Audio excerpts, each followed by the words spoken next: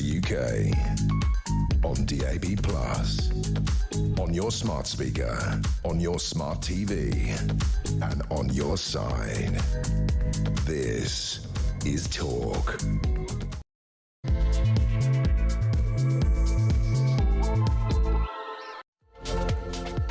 Hello and a very good evening to you. It is Petrie here with you through until 1 o'clock.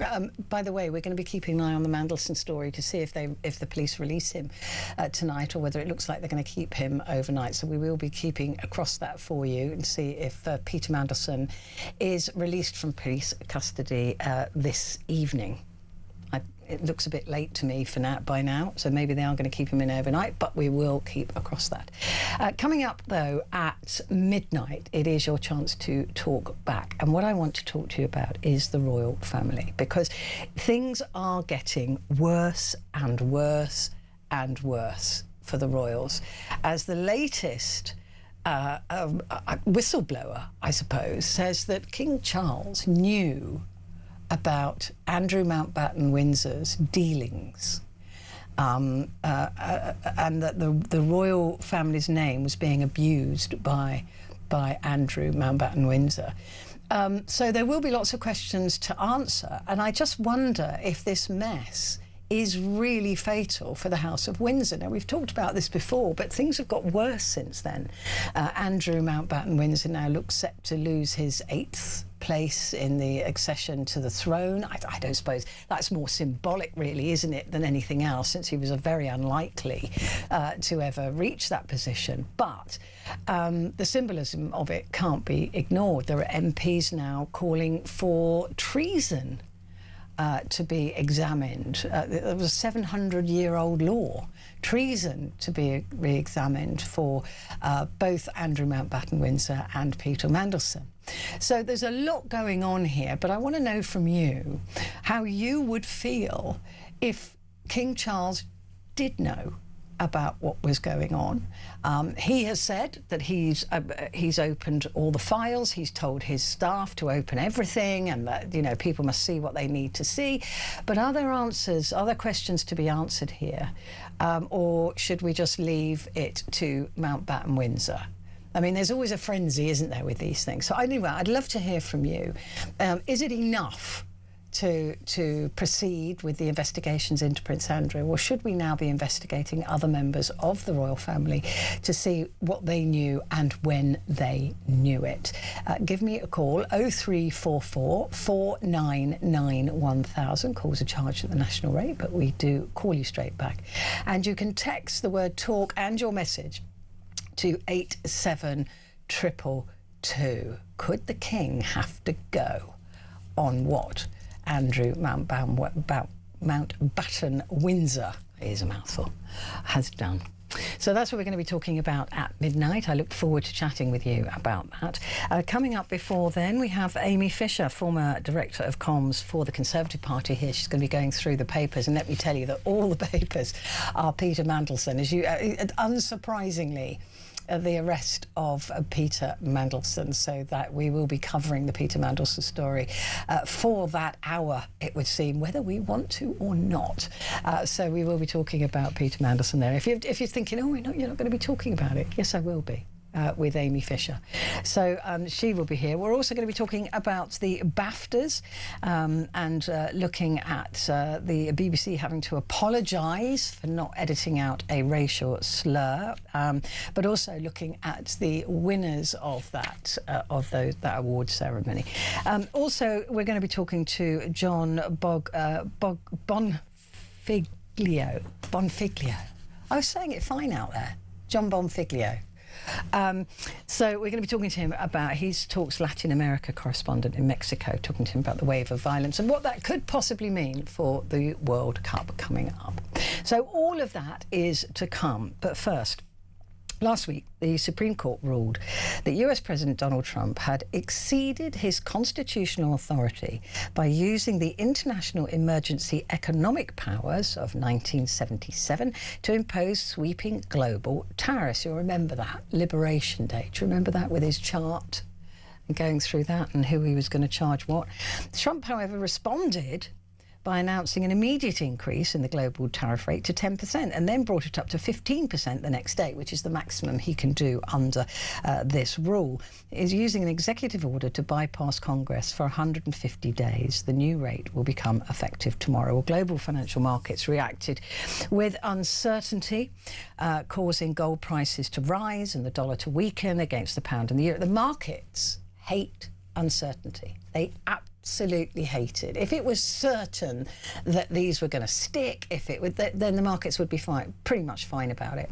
But the uncertainty that Donald Trump brings to the world economic norms cannot be underestimated. I mean, the Supreme Court in America told him he couldn't do that, so he decided to punish the whole world for it.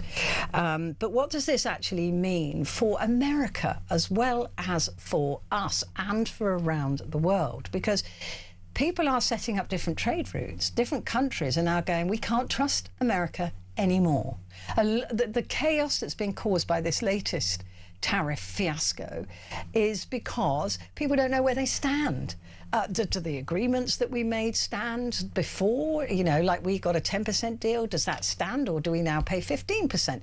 Do other countries that had China benefits, by the way, because they had the highest tariff, and now that goes down to 10%. But Donald Trump has said, watch out, China, I'm going to find another way to get money out of you. The thing is, the money doesn't come from the countries where the tariffs are set. This is why there's no country in the world now suing Donald Trump to get their tariff money back, because we don't pay it. America pays it. What it means is that our products become less financially viable. They become too expensive. So that's how it affects us. That's where we lose the money. We lose the money in sales, not in tariffs. The Americans pay the tariffs, and the American people pay those tariffs when they buy. So that's why nobody is going, oh, we want our money back, because we don't pay it. But nonetheless, it does affect us. To discuss this, Laura Chappell, who's an Associate Director for International Policy at the Institute for Public Policy, specialising in geopolitics and international finance. Gosh, that's a mouthful. Hello, Laura. Nice to meet you. Thank you very much indeed for joining me. I was just explaining there about the chaos that this has set around the world, to all supply chains, to all countries. It can't be underestimated, can it? No, it can't. And we've seen, since Trump's come in and imposed his first set of tariffs, countries and companies performing a dance.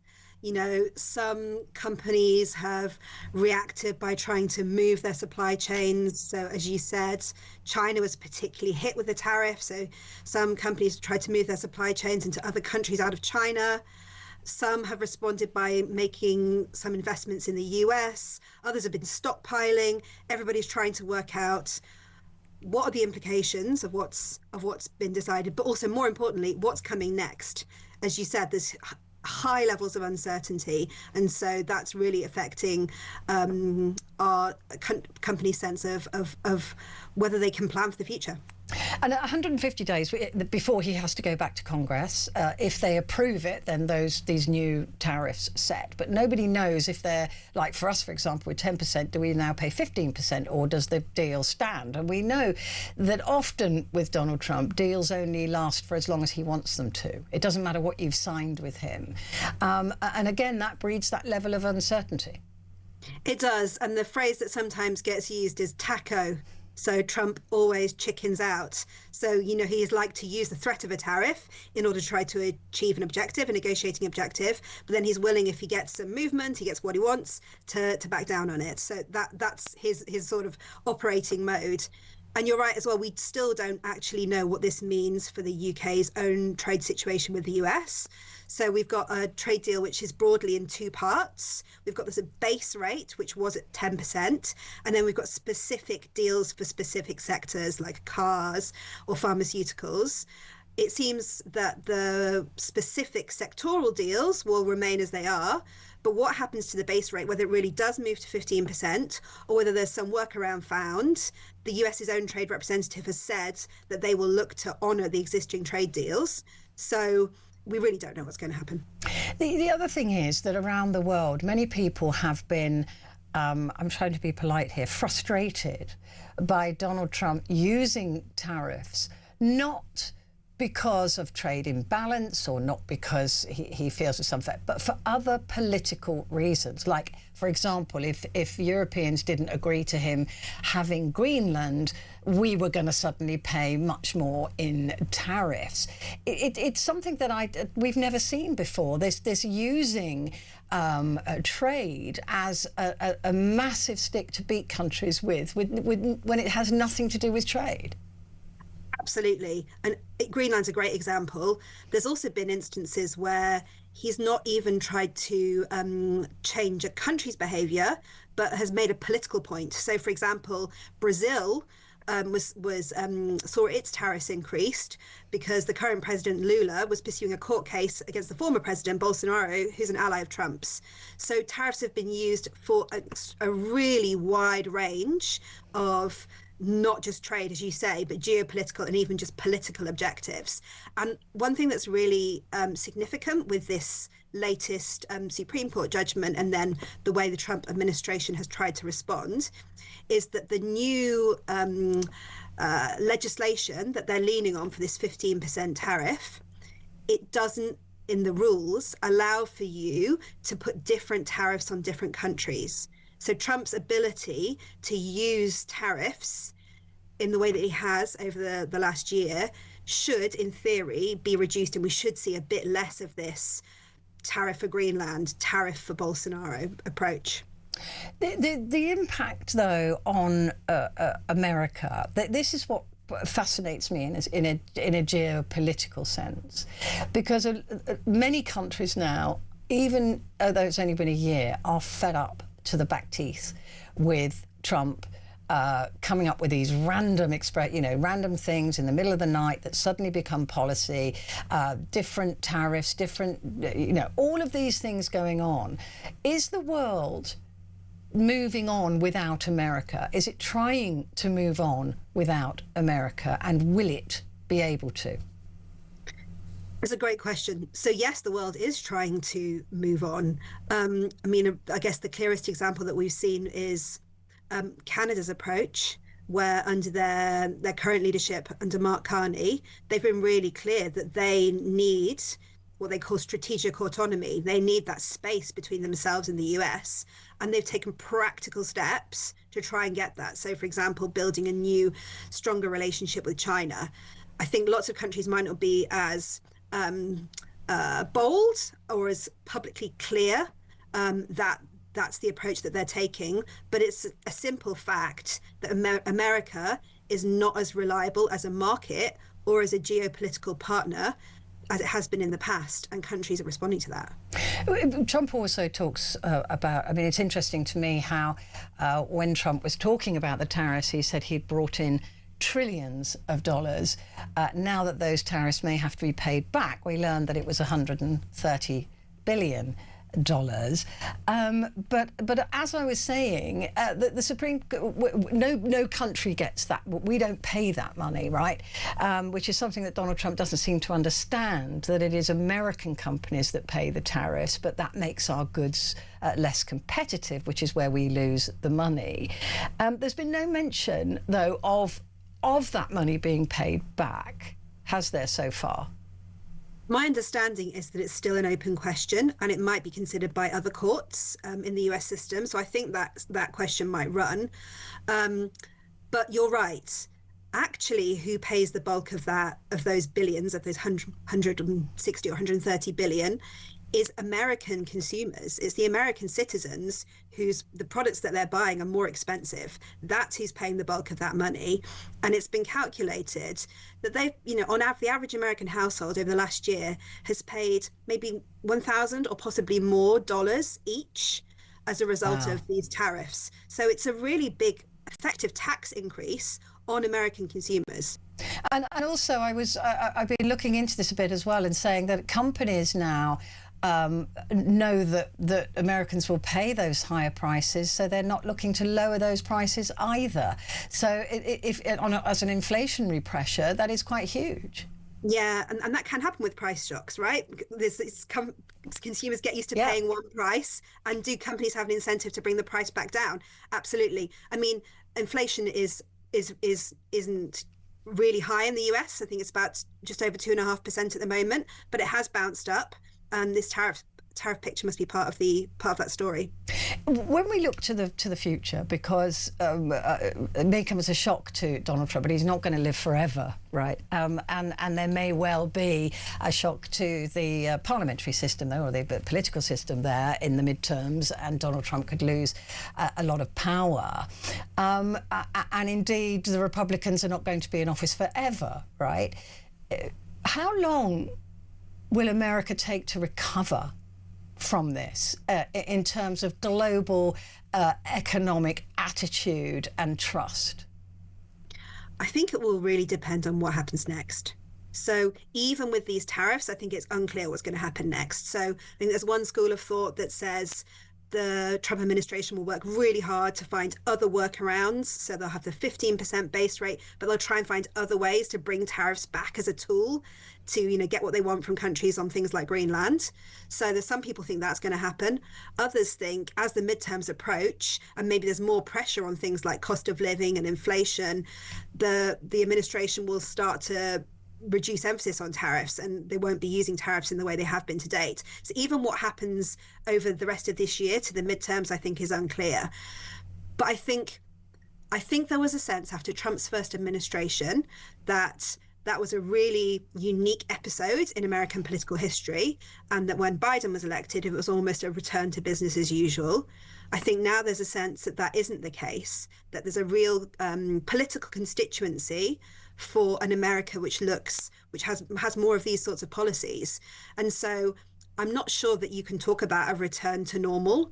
I think that companies and countries are increasingly considering a world in which America doesn't look like the sort of, globalizing, trading, open country we've seen in the past. Yeah. I mean, in other words, we can't trust the American electorate not to vote in another Donald Trump, is what you're saying, in politer terms. I mean, there's clearly a large constituency of people to whom the MAGA ideology makes sense. Yeah. It's addressing their priorities, their needs, and that they're an important part of the electorate, and that needs to be taken seriously. There's also a new phrase that's coming out, and that is the middle power countries, when you talk about Canada and Europe, and actually combined those middle power countries, and Macron has said we've got to be prouder, we've got to be bigger about this, we've got to say, look, we are powerful if we unite. Is that a threat to America? Could that become a real strength in the world if there was that economic and political unification across those so-called middle powers? So I don't think that there will be one joining to one, block of middle powers who work together across issues. I think what's much more realistic is that middle powers would come together on specific issues. So say, for example, there's a group of countries who really want to advance the development and deployment of clean technologies. They work together on that and they really push that forward as a group. Or there's a group of countries who really want to, liberalize trade between themselves, for example. So I think a more realistic strategy is that middle powers identify where there's a group of countries who have an interest in common and pursue that together. And I don't think that this American administration will see that as a particular threat at this stage. I think they feel confident in America's dominance of the international system. But that doesn't mean that those middle powers can't, in fact, have an impact. And I think there will be moves towards countries trying to identify those areas where they can come together. If America continues on the trajectory that it's going with Trump, with Trump's policies, with those ideals or whoever's policies they are, is there a tipping point at which America ceases to be the world dominating global leader of trade and everything else that we're told that they are? So I think what you have to take into account in that question is what are our future economies going to look like? And a really big question within that is artificial intelligence. So America is at the cutting edge of AI. They've made enormous investments in AI. They've got huge capability. They've got the biggest companies. And if AI is at the center of many of our, parts of our economy, then America is going to have huge power. So it's not just about trade routes, it's about which are the cutting edge technologies, and America is really going to be central in that. So I don't think we can sort of say, oh, well, if America has difficult trade policies, the world can shift away from it easily. If America is holding on to the technologies which are going to shape the future, that really does give them some power and sway. And just before I let you go, it would be remiss not to talk about China, because people are now seeing China as the more stable market to deal with. And China certainly has spent many decades going around the world ensuring that it has a foothold in a lot of countries, whether they owe them money or they've whatever it is that they've been doing rather brilliantly, whether you like it or not. How much is China a threat to the world order in terms of the economy? I mean, I think, as you say, I don't think they're a threat in that they're about to come out with a sort of, a position saying things should be done differently. They are a power, though. They're a power because they are embedded in many countries' economies. Exactly as you say, they provided infrastructure, they trade both ways, buying and selling with many economies around the world. And so I wouldn't call them a threat, I call them a power. And they are able to use that power, as America has, should they wish, in terms of, tariffs, or we've seen, for example, China stopping the export of critical raw materials to countries with whom they have disagreements. So I guess much as America is, in this era where it's really competitive, they have the capability to leverage that power and try and hold it over other countries. Well, it's certainly not boring for you at the moment, is it? I mean, every day. No, you're right. Must be a different juggling and balancing act. Thank you very much indeed for joining me, Laura. I really appreciate it. Laura Chappell there, Associate Director for International Policy at the Institute for Public Policy, specialising in geopolitics and international finance. That's a book, not a business card, isn't it? Quick break, back in a sec.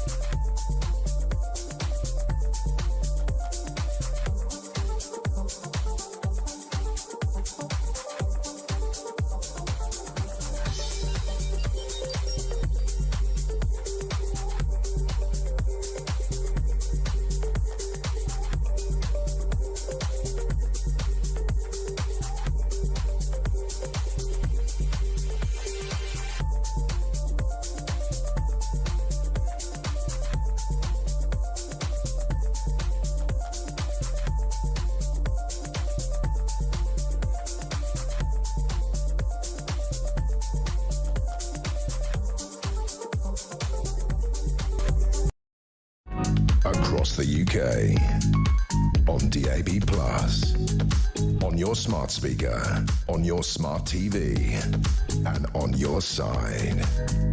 This is Talk. Hello there, this is Talk and it's Petrie here with you until 1 o'clock, and coming up at midnight it is your chance to talk back. And I want to talk to you about the royals, because it's just getting more and more murky, this whole thing. And it was interesting, I was watching a comedian the other day who kept calling Andrew Mountbatten Windsor Prince Andrew, and he said, I'm not going to stop calling him Prince Andrew, even though he's no longer a prince. He said, because the king and the rest of the family don't get to get away with it that easily. Right? He is a prince. He's part of the royal family, whether you like it or not. And to give him any other name is to give them a distance, if you like, from what Andrew has done. I kind of appreciated that, actually. And I did think, yeah, that's a good point. I mean, we're all calling him Andrew Mountbatten Windsor because it denies him the title of prince, and that's supposed to make him feel bad. But actually, he is the king's brother. And as such, there is a responsibility to the family. This man is part of their family. They can't just distance themselves from him by changing his name. So I thought that was quite an interesting point. However, how much responsibility does the royal family have to bear? How much responsibility does the king have to bear? Well, there's an email that proves Charles was warned about his brother's secret deals, and that the royal family's name was being abused back in 2019. This is a bombshell. And this whistleblower told the palace that the former Duke had secret financial links to controversial millionaire financier David Rowland, who was abusing his royal links. So this has been going on, we know, for some time. Well, we know, don't we? I mean, there was Fergie in that revolting kind of, you know, the Arab sting, where she was there offering, saying, look, you can have connections to the king, to the princes, for half a million, wasn't it, £500,000 or something. So we know that those two grubby people have been sort of trading off their royal name for some considerable time. And even though they really didn't have to, but the debts that they've both had. I mean, this David Rowland paid off a loan that Andrew had for £1.5 million. I mean, who does that? And you don't do that for nothing. So anyway, I want to talk to you about this. How much responsibility does the whole royal family take for Andrew, Prince Andrew? Let's give him his proper brotherly name, Prince Andrew. Give me a call, 0344 499 1000.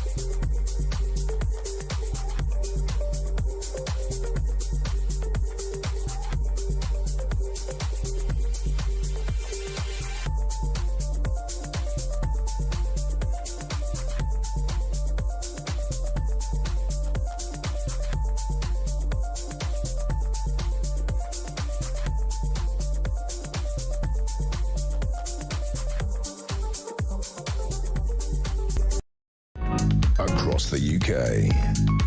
On DAB+, on your smart speaker, on your smart TV, and on your side. This is Talk.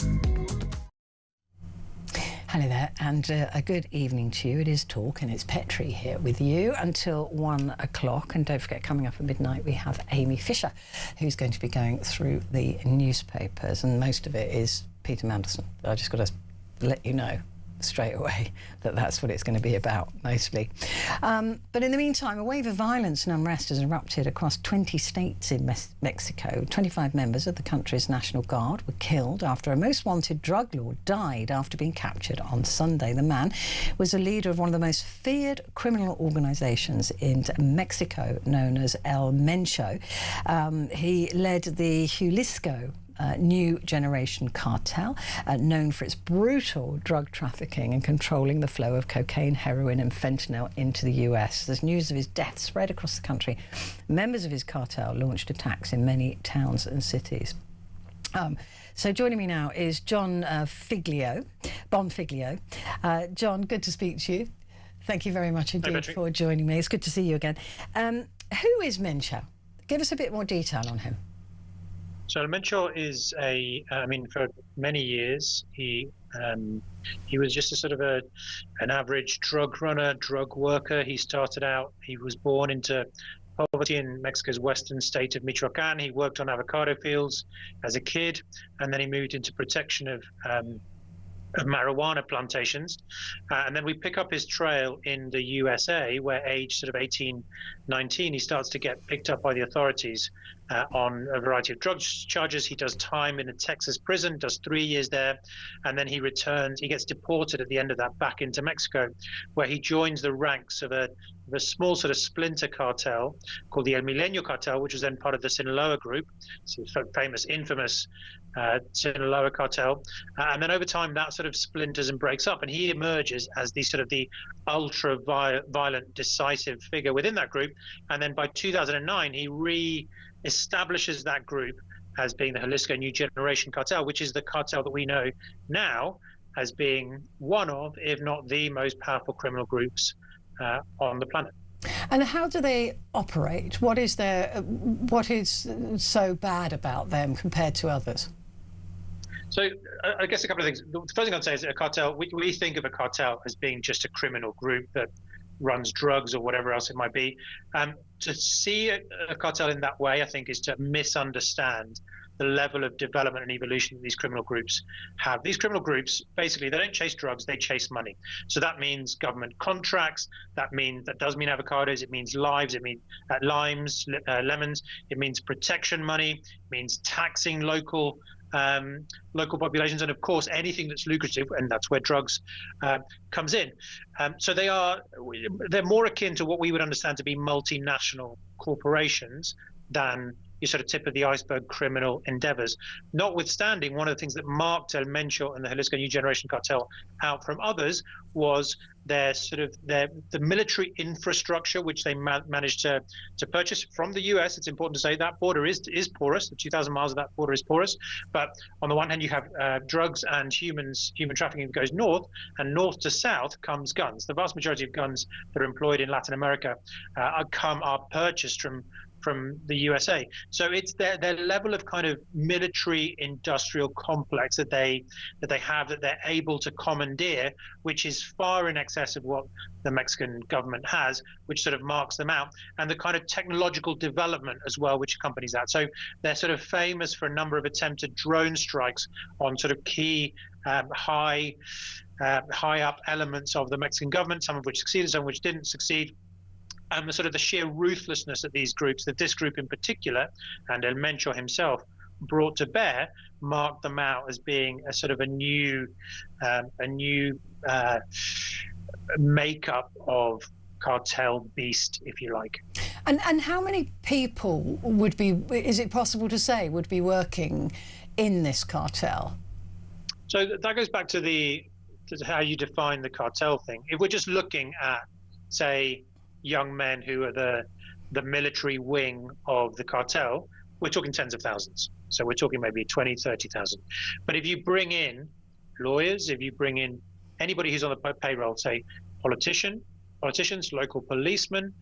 In the case of El Mencho, who had a chronic kidney disease, do you count his medical officers in there as being part of that group? Do you count the eyes and ears, what are called the hawks here, that are on the ground, that get paid a daily fee to keep an eye on things and to alert the sort of the military as to what's taking place? Do you count all of them? In which case, we're talking about what, double that?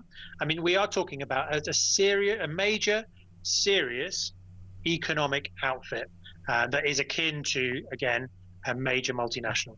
And with El Mencho's death, what does that do to the structure of that company? Does it collapse? Do all these, tens of thousands of people scatter? What happens when the head of a cartel as big as this dies? In the immediate sort of follow-up period, in the immediate lee of these events, what takes place is that there's a loss of sort of power and control. So nobody quite knows where they're taking orders from. And as a result, what you have is people who perhaps have been waiting for this kind of opportunity, who make a move to the leadership. The sort of the infrastructure, specifically the sort of economic infrastructure of the cartel, doesn't change at all. But what you have in the immediate aftermath of the killing is a really sort of accelerated, exacerbated, hyper-violent context in which suddenly there's a power vacuum, there's a power struggle, which at some point or another is going to settle itself down. But in the meantime, of course, there's huge uncertainty as to what takes place, and the people that generally suffer with these things, of course, are your average individual on the ground trying to go about their daily lives, who is caught up in the crossfire of these things.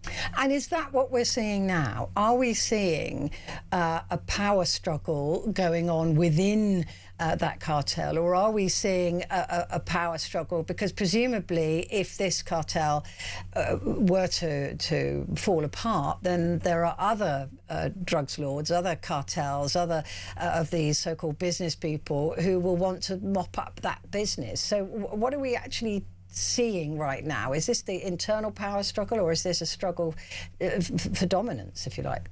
Yeah, the supply and demand isn't going to go away. There's too much of a, and again, we're thinking about just the drugs bit. There's too much of a significant market up in the USA, but again, there's lots of different other components within that.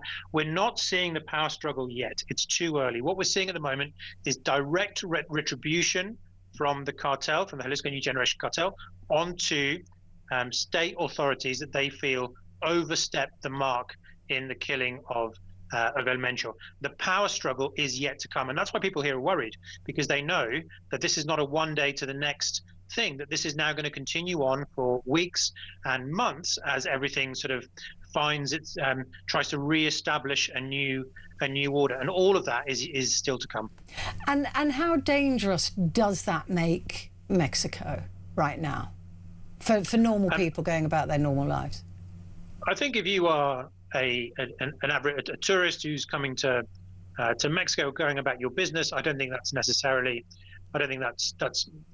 dangerous per se. I mean, of course, we've all seen horrific images from what's taken place in Puerto Vallarta, a major tourist destination in the west of Mexico over the last few days, but there's not been a casualty there. So it's a very specific sort of economic targeting that's been taking place, and also targeting of state authorities. So the casualties, the dead that we've seen, which number at the moment between 25 and 30, are all National Guard troops. That retribution is being sort of enacted on. So I don't see that it is necessarily a dangerous landscape that, let's say, tourists are going to enter into, notwithstanding, of course, I think exercising caution, listening to advice from the authorities and from your government is important. I wouldn't say cancel your holiday if you're coming to Mexico anytime soon. I think it's just a matter of being cautious and aware of what's taking place. Of course, for Mexico at the moment, the biggest potential implication of this is the World Cup. I was just going to ask you about that. Yeah,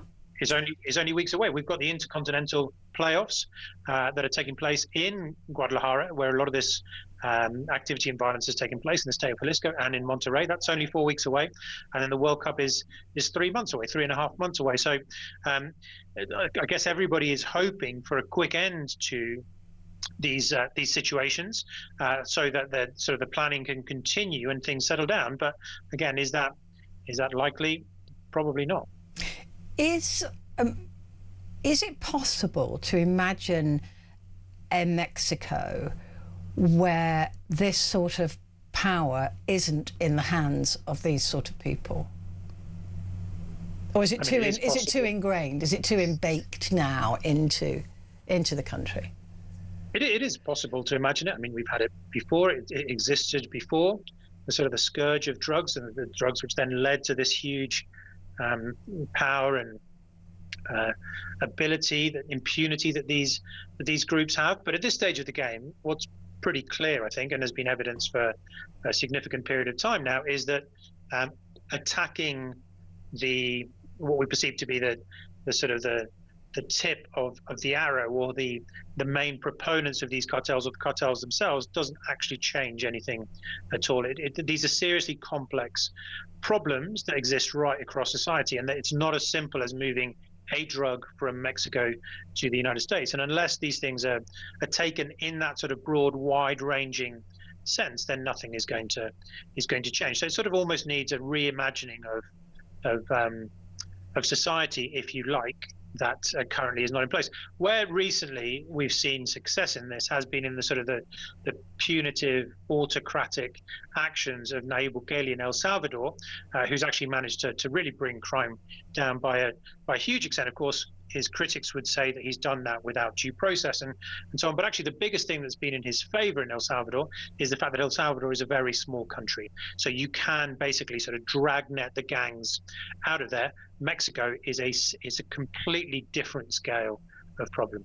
And the immediate future for Mexico and this violence, you can't see an end to that immediately. No, turbulence. At least sort of pockets of violence emerging. What had been thought that would take place ahead of the World Cup is a sort of an uneasy alliance between the government and the cartels to make sure that things would settle down ahead of all these international visitors that are coming out. But that's really unlikely to happen now. About a week ago, everybody was worried about a measles outbreak in Guadalajara. How rosy those days look now. How quickly things change, and could the cartels now, being so angry with the politicians, actually target the World Cup in terms of punishment? It's an interesting question. I think before we get to them targeting the World Cup, we'll know whether that's an action that they are willing to take. Because we will see sport actions on sports facilities and sports events ahead of that, if that is the case. The one thing I would say that potentially makes that, because obviously with these things it's as much perception as anything, whether they target it, it's whether you believe that they're going to target it or not. But the one thing I would add, going back to this sort of sense of the cartels as multinationals, is that one of the biggest groups that is going to economically gain from the World Cup in Mexico, of course, is the cartels. They have investments that are related to all of these different projects and matches and sales of products and the like. So it's not directly in their interests for the event, for this sort of celebration of football, not to take place. But at the moment, they are completely blinkered by what took place on Sunday morning, by the attempted arrest and killing of the founder and the leader of their cartel, and that's the only thing they're going to think about, that they are thinking about at the moment. Whether they sort of take a back step and begin to think more broadly about economic gain over the next few days and weeks is an open question. John, brilliant to talk to you. Thank you very much indeed. John Bonfiglio there, talks Latin America correspondent in Mexico. Quick break, back in a sec.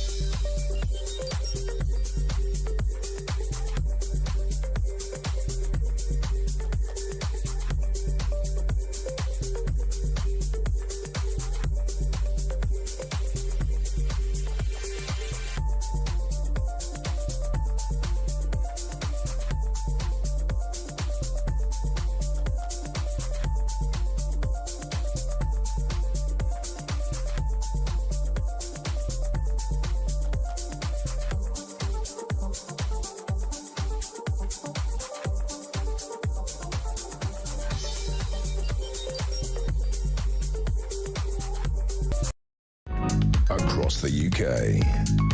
On DAB+, on your smart speaker, on your smart TV, and on your side. This is Talk. Hello there, this is Talk, and it is Petrie here with you. Just a reminder that coming up at the top of the hour is Amy Fisher, who's the former comms director for the Tory party. So we'll be going through the front pages, and of course at midnight it is your chance to talk back. But before all of that, let's talk BAFTAs. Last night, Scottish actor Alan Cumming hosted the BAFTA Film Awards at the South Bank Centre in London. The annual event celebrates the best on the big screen for the past 12 months. One battle after another won the most awards, with 6, followed by I Swear, then Sinners, and then Frankenstein, which got 3 each, while Hamnet won 2. I thought that was going to be the big winner. Well, the BBC has today apologised for not editing out a racial slur from its coverage, shouted at by a guest with Tourette's syndrome, because the film I Swear is a story about his life, about somebody with Tourette's. The shout was audible in the broadcast, although many viewers would have struggled to make it out. Well, here to discuss the BAFTAs and the controversy is Brian Viner, Daily Mail film critic. Very good to speak to you, Brian. Thank you for joining me. Let's first of all get on with this controversy. Is this a huge deal for BAFTA? Well, I think it's possibly more of a deal for the BBC, really, because the show was recorded. It was, it wasn't live, so they had ample opportunity to deal with it. I would have thought. I'm not quite sure how you edit out a shout during while a prize is being dished out, while there are 2 people on the stage. But I'm sure that the technology ought to be able to cope with it. So it's odd that they didn't tackle that, really, and they let it go out.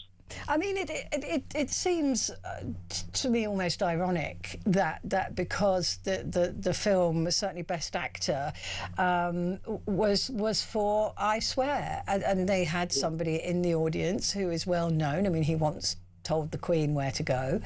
He's famous for that.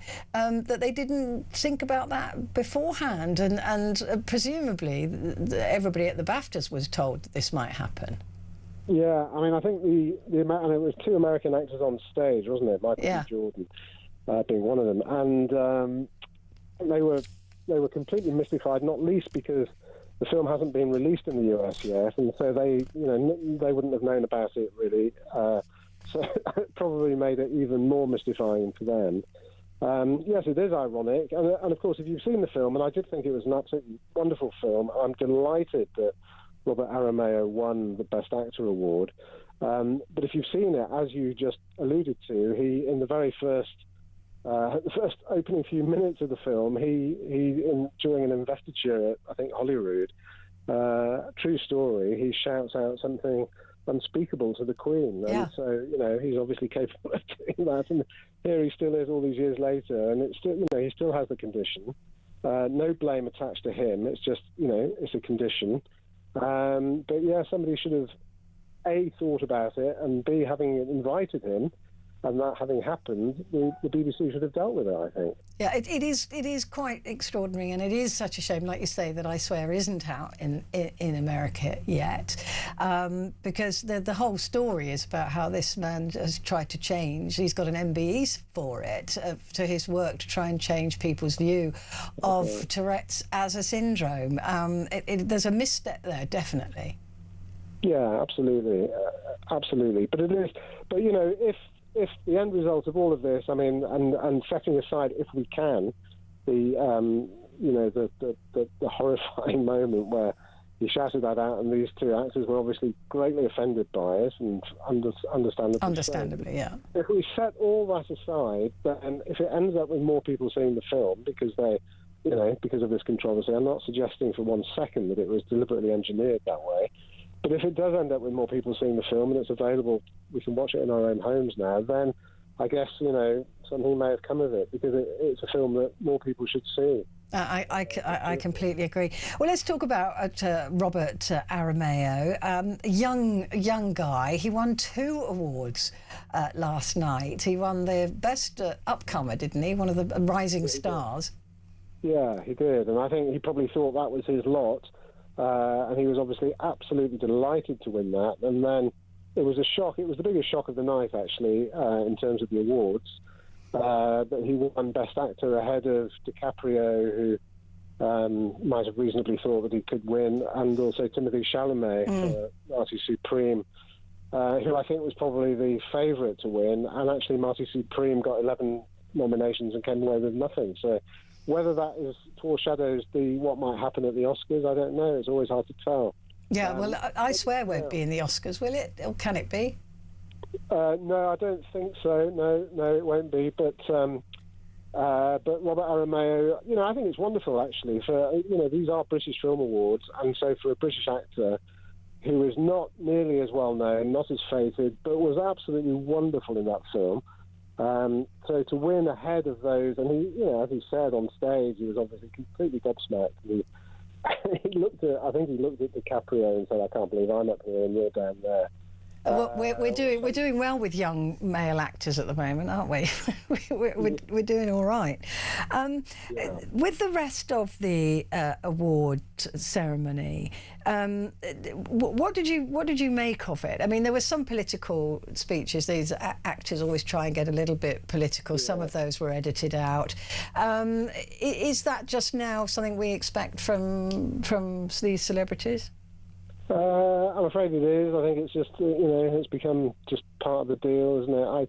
Occasionally, if you just look back at some Oscars ceremonies, bygone Oscars ceremonies, Oscars rather more than BAFTAs, but, they just come out. I happened to see a clip earlier on today, actually, of Marlon Brando stepping up to receive his Oscar for On the Waterfront. He stepped up, picked it up, said thank you, and stepped down again. And, 20 odd years later, he refused to go and collect his Oscar for The Godfather, and he sent a Native American in his place to make a protest. So already by then, these protest actors were sort of flexing their muscles and using the platform that they have, and it gets a bit tiresome, doesn't it? There's a place for it. Is that the place for it? I mean, maybe perhaps the host, like Ricky Gervais or something like that, he can get away with pretty much anything, and he does. But for the actors, when they're really just stepping up to receive the award, just say your thank yous and get down. Well, that's what Ricky Gervais famously said, wasn't it? He said, "You lot are in no position to lecture anybody." Did he say if the Taliban or ISIS set up a streaming service, you'd all work there? So you're in no position to preach to anybody. Get up, get your award, and get off. And get down, yeah. He's actually put it slightly differently. But, within Ofcom rules, I was quoting him there. Yeah. Were there any surprises, do you think? I mean, it's good to see Sean Penn. I like Sean Penn as an actor, and I think he's often overlooked, but he got Best Supporting Actor. Do you think that there were any, apart from young Robert Aramayo, were there any surprises? No, I think apart from that, it went pretty much according to how I thought in the Best Supporting Actress category that maybe Teyana Taylor for One Battle After Another might have nicked it. I think she probably will win the Oscar. But Wunmi Mosaku, who's from Manchester, and that is absolutely marvellous that she won for Sinners, because you wouldn't know in watching Sinners that she's from Manchester. She's an incredibly convincing Deep South performance, and she's that was a bit of a surprise. But yeah, Sean Penn, that wasn't a surprise. He just steals that film, doesn't he? From every scene he's in, he steals. He's wonderful in it. Delighted that Jessie Buckley won for Hamner. I thought she was fantastic, and again, she feels home. I know she's Irish and not, but she's from the British Isles, and it was wonderful to see her rewarded. And I think she'll go on and win the Oscar as well. So on the whole, I think it went pretty much according to the betting, really. And the surprise, I suppose, was that Marty Supreme was overlooked in pretty much every category it was nominated in. But I mean, Hamnet didn't do as well as we might have expected it to. No. I mean, this has been the big movie that everybody's been talking about, right? How amazing it is. You can barely turn a page without reading some critics saying this was wonderful. Yeah. But it just didn't seem to cut across. I mean, although it won Best British Film, Outstanding British Film, it didn't seem to pick up on a lot of other awards. No, well, it did. Yes, as you say, it did win Outstanding British Film. It would have been a big shock if it hadn't. Yeah. Although there have been some very good British films out this year. I love the Battle of Wallis Island, and there's quite a few. But yeah, I mean, personally, I would have liked. I wasn't surprised that it didn't win Best Film, but I would have liked it to. Not least because, as I say, these are British Film Awards, and that is a very British film. And there they were in the Royal Festival Hall. However many hundreds of yards that is from the Globe, where Hamlet comes up, and to have honoured Hamlet and Shakespeare and an incredibly sort of British tale would have seemed appropriate at British Film Awards. Not saying that they should be biased towards... No, but it would have had a lovely bit of synergy, wouldn't it? It really would have been. Brian, great to talk to you. Thank you so much for joining me. Brian Viner there, Daily Mail film critic. Right, stay where you are, because Amy Fisher's going to be in the studio very shortly to go through the papers for you tomorrow.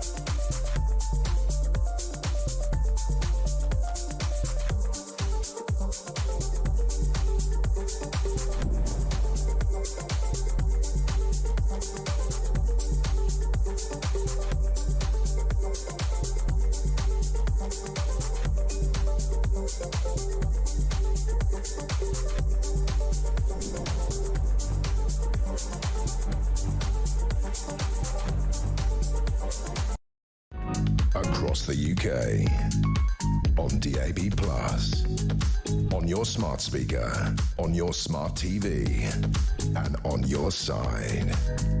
This is Talk.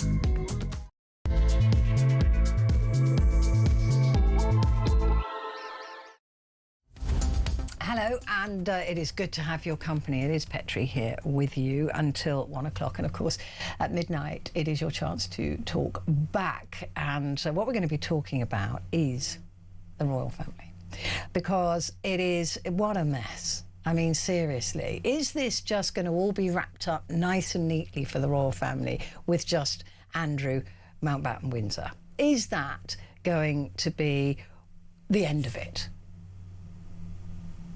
Whatever it is, whatever happens next. We know that he was arrested and released. He's not been charged with anything, which is why we can talk about it. It's great. But also, he hasn't been charged with anything thus far. We know that Peter Mandelson was arrested today. That was only a matter of time, wasn't it, after Andrew was arrested? And so far, we haven't heard that he's been released. So he's still there, apparently, because I think we would know. There'll be photographers and journalists all over the place trying to figure out when he gets released. So Peter Mandelson has now also been arrested, looking into what he allegedly did in terms of giving away classified, sensitive economic information during his time as when he was doing trade. So, obviously to the paedophile. So. What a mess. But now it becomes clearer, or it's starting to become clearer, that maybe other members of the royal family knew more about Andrew and what he was doing in terms of trade, as a trade envoy. The rest of that stuff, this is not why he's been arrested, right? So it's all to do with when he was trade envoy. So what did the king know? And what should the king have done? I mean, he wasn't king at the time. The Queen was there. She can't answer any more questions, obviously, because she's no longer with us. But was there a cover-up of any kind within the House of Windsor? And if there was, although King Charles is now saying that he's going to open everything's open to the police. The staff have been told they must give the police whatever they ask for. He's got, nothing to hide, all emails, all things like that. But there is a whistleblower that said that the king knew that Andrew was behaving in a dodgy fashion when he was working in trade in 2019. There's also the question of that money that was paid to Virginia Giuffre. And people are suggesting that the king clearly knew there was more bad stuff to come about Andrew because he stripped him of his titles before the latest tranche of Epstein files came out about his behaviour as a trade envoy. Whatever is going on, it is clear there are questions to be asked and answered. But where does that leave the House of Windsor? Where does that leave the royal family? That's what I want to hear from you, what you think at midnight. So do give me a call, 0344 499 1000. Calls are charged at national rate, but we do call you back. By the way, I'm legally obliged to say that all the time, so I'm just letting you know. And you can text the word talk and your message to 87222. So please do give me a call. I can see there's already calls on the board, so please do join them and let me know what you think. It's your chance to have your say and your chance to talk back. Well, joining me now is Amy Fisher, former Director of Communications for the Conservative Party. Good evening. Hello, nice to see you. This is getting really murky, isn't it, for the royal family? And it's not going to get, it's going to get worse before it gets better. But I'm not even sure that it getting worse does sort of mean it's then going to get better in a way that at any point kind of goes away. So that there's so many elements to this, and I'm actually not going to sort of, said for legal reasons, touch on any of the sort of arrest or anything like that. But there's a couple of bits I would like to pick on, which is, as I say, not even going into any of sort of the things he may or may not be charged with or may not be charged with in due course when he was trade envoy. There are still these various reports that have come out that, irrespective of any sort of alleged criminality aspects, that he just wasn't very well received abroad, and that he just wasn't really very helpful to kind of UK PLC, because that was the whole point of his role, right? The soft diplomacy, to sort of go out and charm people. As I say, reports over the last couple of days, apparently from within the FCO, Foreign and Commonwealth Office itself, literally saying this guy is doing us no good. And so that was in his role as the trade envoy. And then there are just so many stories and kind of more than rumours. It seems to be commonly accepted that just kind of in his general dealings in life with other people, whether abroad or not as their trade envoy, sort of wasn't a particularly pleasant person. The words that keep coming up are crass, arrogant, oafish, rude, boorish, just horrible, just a kind of litany of just like really not very nice words. This is somebody, if you ever had to deal with him. So as I say, even steering away from any alleged criminality, those kind of characteristics seem to have been noticed and complained about him for decades. So don't believe that other members of the royal family kind of being sort of unaware of this guy, whilst not knowing the full extent of the grot that seems to be suggested from the Epstein files, whilst perhaps not having full sight of that, they must have known that their brother, you know, other members of the royal family must have known their brother wasn't a particularly popular chap, to put it very, very politely. I mean, you know, again, it's quite widely known that Prince Charles, as he then was himself, didn't want his brother to have the trade envoy job, and you know, that was sort of rather widely known before any of this raft of grotness. So, you know, look, I sort of personally feel sorry for King Charles. He's in his, you know, later 70s. He's still, you know, battling cancer, and just to be having to deal with this about your family member.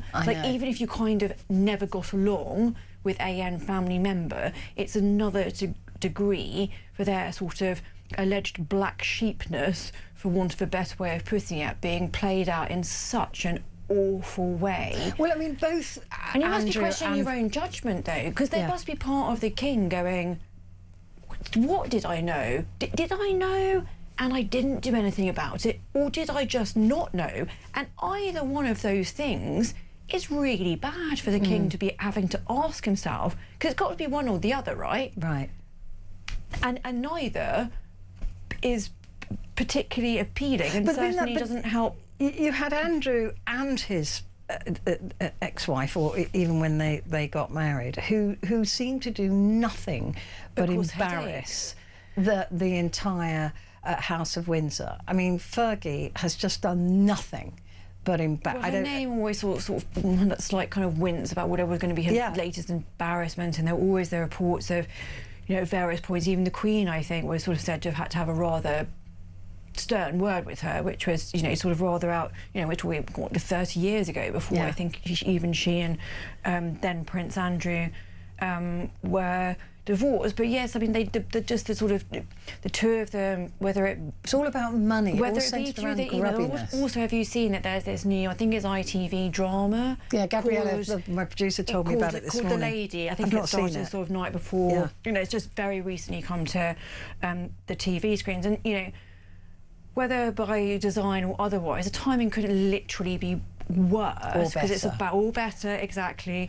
It's about somebody who worked for Fergie, sort of, well, I think it's probably about 30 years ago. Personal dresser, wasn't she? Personal dresser, sort of lady in waiting, and then sort of murdered her boyfriend with a cricket bat, I think it was, and you know, it was a big story at the time, and you know, as I say, like whatever it is, a sort of weeping sore of kind of at best embarrassment they've always been, but now we're seeing the very worst unimaginable end of kind of grot, which has led us to a place where people are seriously talking about, as callers from your show are going to no doubt be expressing their opinion, you know, is this the end of the literal monarchy? Because, you know, there have been a few commentators out over the last few days saying really bad for King Charles. Maybe there's some personal sympathy for him, that something he has been waiting for so long has just been so tainted by his brother and associated others. But even if it were to then sort of skip the generation, you know, is there enough that you know, the current Walesers could do to sort of there is no way out of this mire. I don't think even if there was that skip of a generation to then have William and, you know, Kate, and obviously they were both out trying to put a brave face on the things at the BAFTAs this week. I don't think sort of just getting rid of King Charles because, you know, maybe if it's somebody's uncle and not their brother, does that make? I don't think even trying to put that degree of separation into former Prince Andrew and whoever the head of the monarchy is going to be, like, really helps their overall, as I say, weeping sore. I just got that, you know, that's the kind of analogy I would make. If King Charles does step down, then Andrew becomes 7th in line to the Well, there's also that. We'd obviously, I mean, obviously, I assume this is the starting of the falling of another set of dominoes. Obviously, the Australian PM has come out and said, oh, well, I'd actually be terribly happy. Well, all of the Commonwealth have got to, haven't they? They've got every single member of the Commonwealth has got to say. So there's another 13 Canada's got in addition to Australia. And goodness knows, actually, what internal processes for those countries might look like, even if they're, one probably assumes would be the will to support the removal of former Prince Andrew's place in the lineage. The actual practicalities in terms of, sort of parliamentary process within those countries seems, I would think, rather complicated, and even with expressions of support, it's not an easy tick box exercise. Well, it's not a tick box exercise. For our parliament, it's extraordinary. It's extraordinary, and it's like an enormous amount of time, which arguably could be better used. I mean, this is the tension, right? I mean, I would desperately like to see former Prince Andrew removed from his position as the 8th in line. However, there's an awful lot of stuff domestically which we're kind of struggling with. And there's also the cost of it, let's be honest. And what does it actually achieve? I mean, all it is really is the ultimate slap on the wrist, isn't it, to remove his position from that royal lineage. It is unlikely it's ever likely to happen. No, very unlikely the 8th and 9th of the throne is actually anyone going to get near that. But actually, do we not think perhaps it might be something the royal family themselves want, not as an ultimate slap on the wrist, but as an ultimate distance? No, you are not part of the family, the firm. We also but are he clear. is. Oh, and you see, that's the thing. What you can't get over is that you can cut him out of the family, but he's still the king's brother. He's still a person. He's still the blood relative. Absolutely. Yeah, absolutely. But I was reading the other day that about Prince Andrew, and formerly known as. And lots of people speculating. Like I said, he was arrested, not charged, so we have to say that, and he's always denied any wrongdoing with any association linked to the Epstein files.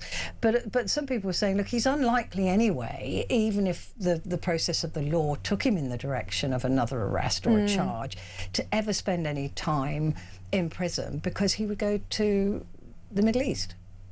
They've all welcomed him there. They've said they've got a palace ready for him there. Okay. There's actually a question that I've been sort of rolling around, and as much as I read, far more skilled people in the law, I still can't get around, because we do have a Crown prosecution service, right? So when you are prosecuted for a crime, it is in the name of the king. Crown. Yeah. Which is why the king can't go to court, because he can't prosecute himself. Here we go. And then this was, if we remember back to the payoff, the sort of 11, 12 million pound payoff that former Prince Andrew made to Virginia Giuffre.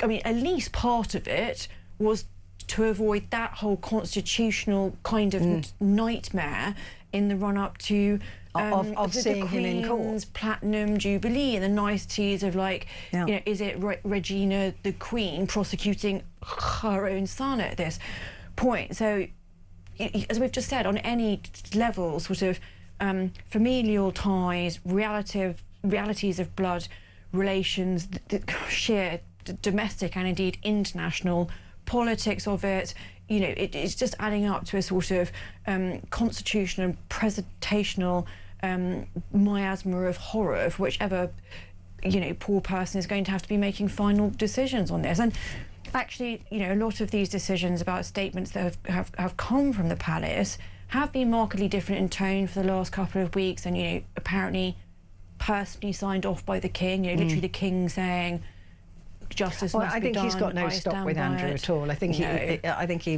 wants the whole thing to go away, frankly. Well, I think he's probably thinking, how the hell was I not dealing with this 40 years ago? I never liked the guy anyway. Yeah, he was always a waste of space and Mummy's favourite.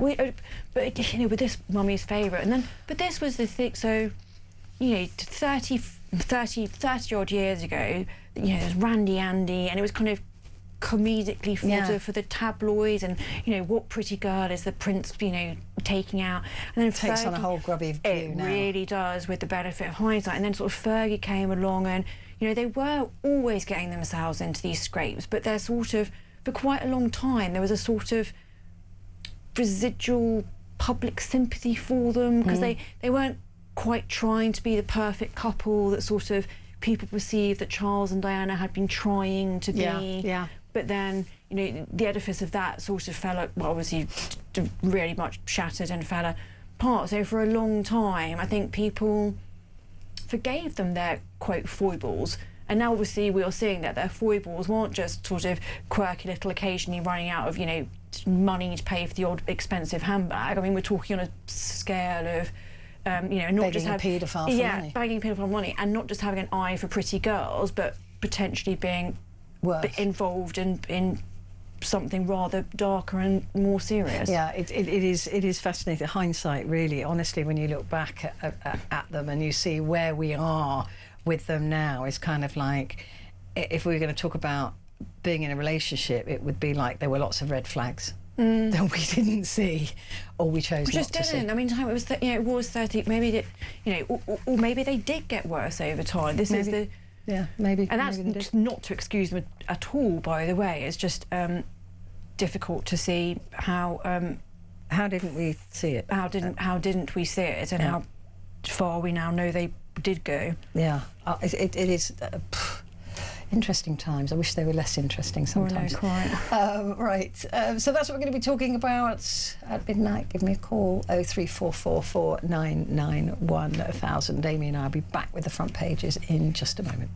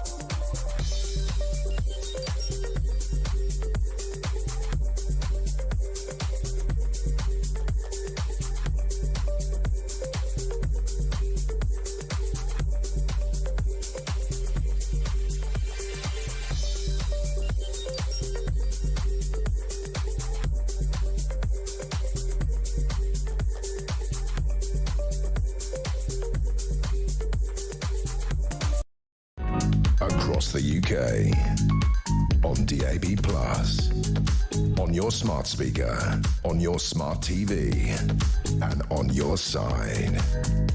This is Talk. Hello there, and a good evening to you. This is Talk, and it's Petrie, and with me, Amy Fisher, former Director of Comms for the Conservative Party. Let's have a look at the Sun newspaper. Things can only get sweatier. Yeah, so obviously a rift on Things Can Only Get Better. I think the 1994 classic by Dee Ream. That's showing some age there on my part, but that was Labour's anthem, right? It was. As they were rebranding themselves, you know, New Labour.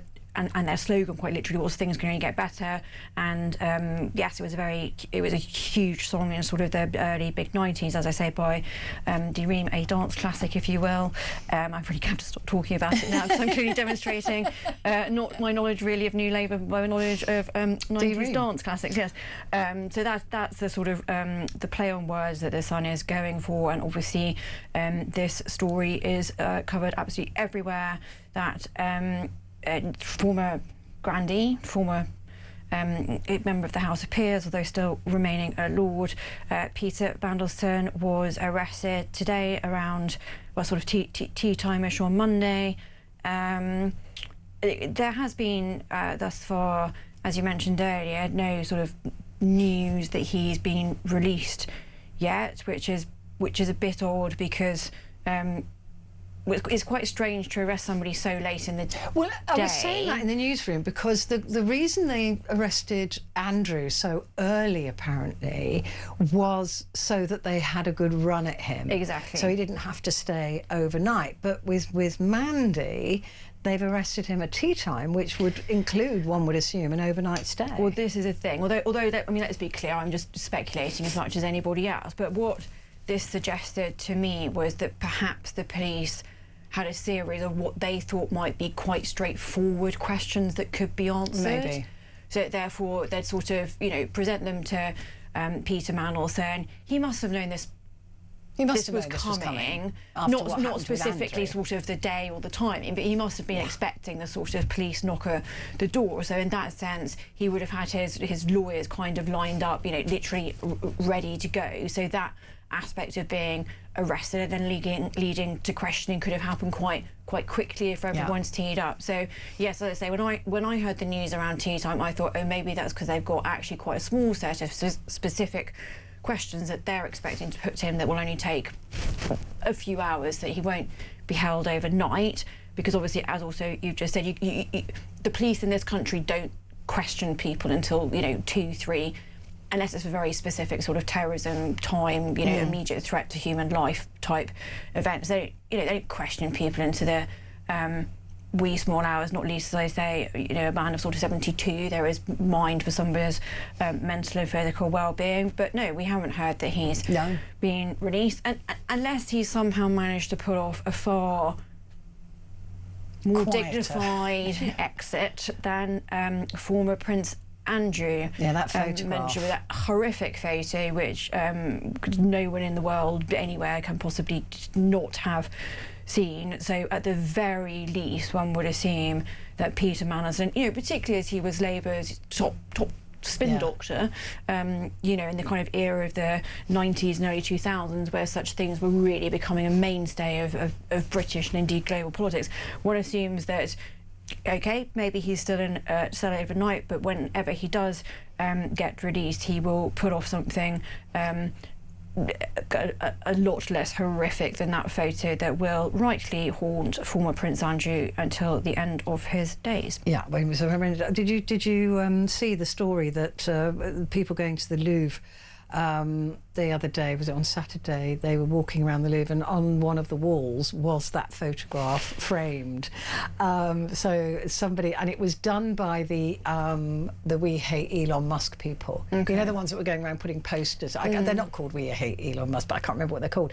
But they were putting up those posters of Andrew and no, Trump and Epstein together. Do you remember, at Windsor? And so they got into the Louvre and put this. Apparently, you can put pictures into the Louvre, you just can't take them out. So they put this framed photograph of Andrew, that image, which is extraordinary. And on this image, what I'm finding interesting here is that the police officer just to the there's Peter Mandelson, and then there's a police officer who can only tell he's got a police officer because he's got a lanyard around his neck saying police officer, but also the size of that hidden camera. Well, I think, you can't help but think that. But like from a purely practical point, if that was hanging essentially on your sort of webbing in a normal uniform, not in a civilian, I suppose, jacket pocket, it wouldn't be quite as obvious. Yeah. Anyway, it is. There's Mandy there being escorted. There's and also on the Times is the same image of that police officer with that. Yeah, you're right. I suppose the camera wouldn't look quite so ridiculous if it wasn't on just a normal suit. But he was taken from his Regent's Park home by plainclothes officers for questioning. So the Times is saying Mandelson arrested over secrets passed to Epstein, former ambassador to the US, led away from London home on suspicion of misconduct in public office. So that's the story there. I don't know why it's such a big story on the front of the Times. Not much to say, really. That hasn't been said before. Well, the one thing that I haven't, and maybe it's just me, the one thing I haven't seen quite explained is, so the reports are that for whatever Mandelson was kind of doing, or, you know, is alleged to have, well, not alleged, because I think we can see that he, you know, did forward some emails to it's a question as to whether it is misconduct in public office, because to actually do it is not the crime. It is the not knowing that it shouldn't have been done is the crime. That bit I understand. The bit that I was going to say was, if you were going to be potentially, as he must have known, sort of risking your whole career, and as it turns out, your whole life, like his whole good life here has been ruined. You know, we're talking about sums of money which are in the tens of thousands of pounds. Not the millions. No. Sorry, does that sound really No, avaricious and awful? I agree. But we only know some. A bit of it. And that's what I'm kind of assuming, because you can't have done this for avarice. He can't have done what he's alleged to have done for avarice alone, because I say we're only talking. Well, he did want to be busy mates with Epstein, so maybe he did it to garner favour. I don't know. Proximity to power. Yeah, exactly. Yeah, breaking news. We've got some breaking news coming in. We mentioned earlier on, Amy and I, that Australia had come forward as part of the Commonwealth and said that they would have no objection, in fact would support the removal of Andrew Mountbatten Windsor from the line of accession. Well, New Zealand has now done the same. New Zealand would support the UK government if it proposes to remove Andrew Mountbatten Windsor from the line of succession. This is a spokesperson for the Prime Minister, Christopher Luxon, has said. So that's two down, and the dominoes are going to fall. Yeah, I can't imagine Canada. Canada will be next. Of course, what they would not want to do is upset the King, presumably, but I guess the King's attitude plays into this, and he's being very supportive of the police. So the Commonwealth countries are probably thinking, well, we can. And I think if you've got two now, as you say, the dominoes will topple. The dominoes will topple. So New Zealand now has joined Australia in terms of saying that they would support. This is really, really important, actually, because the British government cannot move alone. It needs the backing of all of the Commonwealth countries to agree to it as well. So this is a very important part of that process. So there you go. Let's very quickly, Labour to end middle-class domination at top schools. Ministers are going to overhaul admissions so that high-achieving state schools are not dominated by children from middle-class families who can afford inflated house prices. Now, at the moment, to get your child into a school, not a secondary school actually, it's only the primary schools. It is to do with catchment area. But with the secondary schools, it's not particularly catchment. Well, it wasn't when my son was going to secondary school, because they were all miles away from me. Without going into the specifics of that, I thought the Times take on this was quite interesting, because actually, if you were Keir Starmer and his team, you know, they had a really big story out on Monday. The changes, the special educational need, education changes, the extra $4 billion going into it. Ever with Keir, you must sometimes just be thinking, in another world, how is this not working out for me? How has this happened again? That I had this. But my top story doesn't make it onto the papers. Transformational top story involving huge sums of money.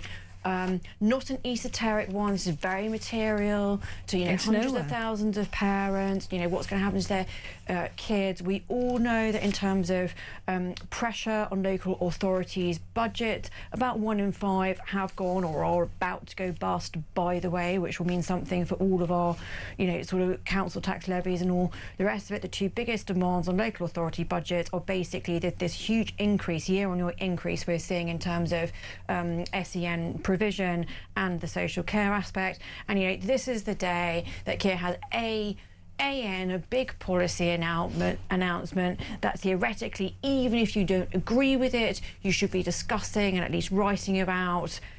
And no, Peter Mandelson has royally taken it from him, blown that right out. Well, I'm just looking, and it doesn't appear to be on. So this is what I say about the Times. The Times is one of the very few papers that even has it in that sidebar there. But it's gone with a sort of class war aspect. It's gone with a class domination. It's gone with a sort of class war aspect, not what the Labour top team would have been wanting, which was about all the extra investment and guaranteeing standards papers, for I'm just children. looking at the Telegraph really quickly, without saying what the stories are. There's a load of stories on the front there. None of them are about the policy on special educational needs. It's absolutely extraordinary. Yeah, and there was a huge set-piece speech from Bridget Phillipson. Did you watch it? Well, I sort of watched a bit of it and then slightly wanted off to put a load of laundry on, I have to admit. Yeah, I pretended to listen. I pretended to myself that I was listening to it because I thought I'd better. But even then it went, pew, so boring. Let's take a quick break, and Amy and I'll be back in just a moment.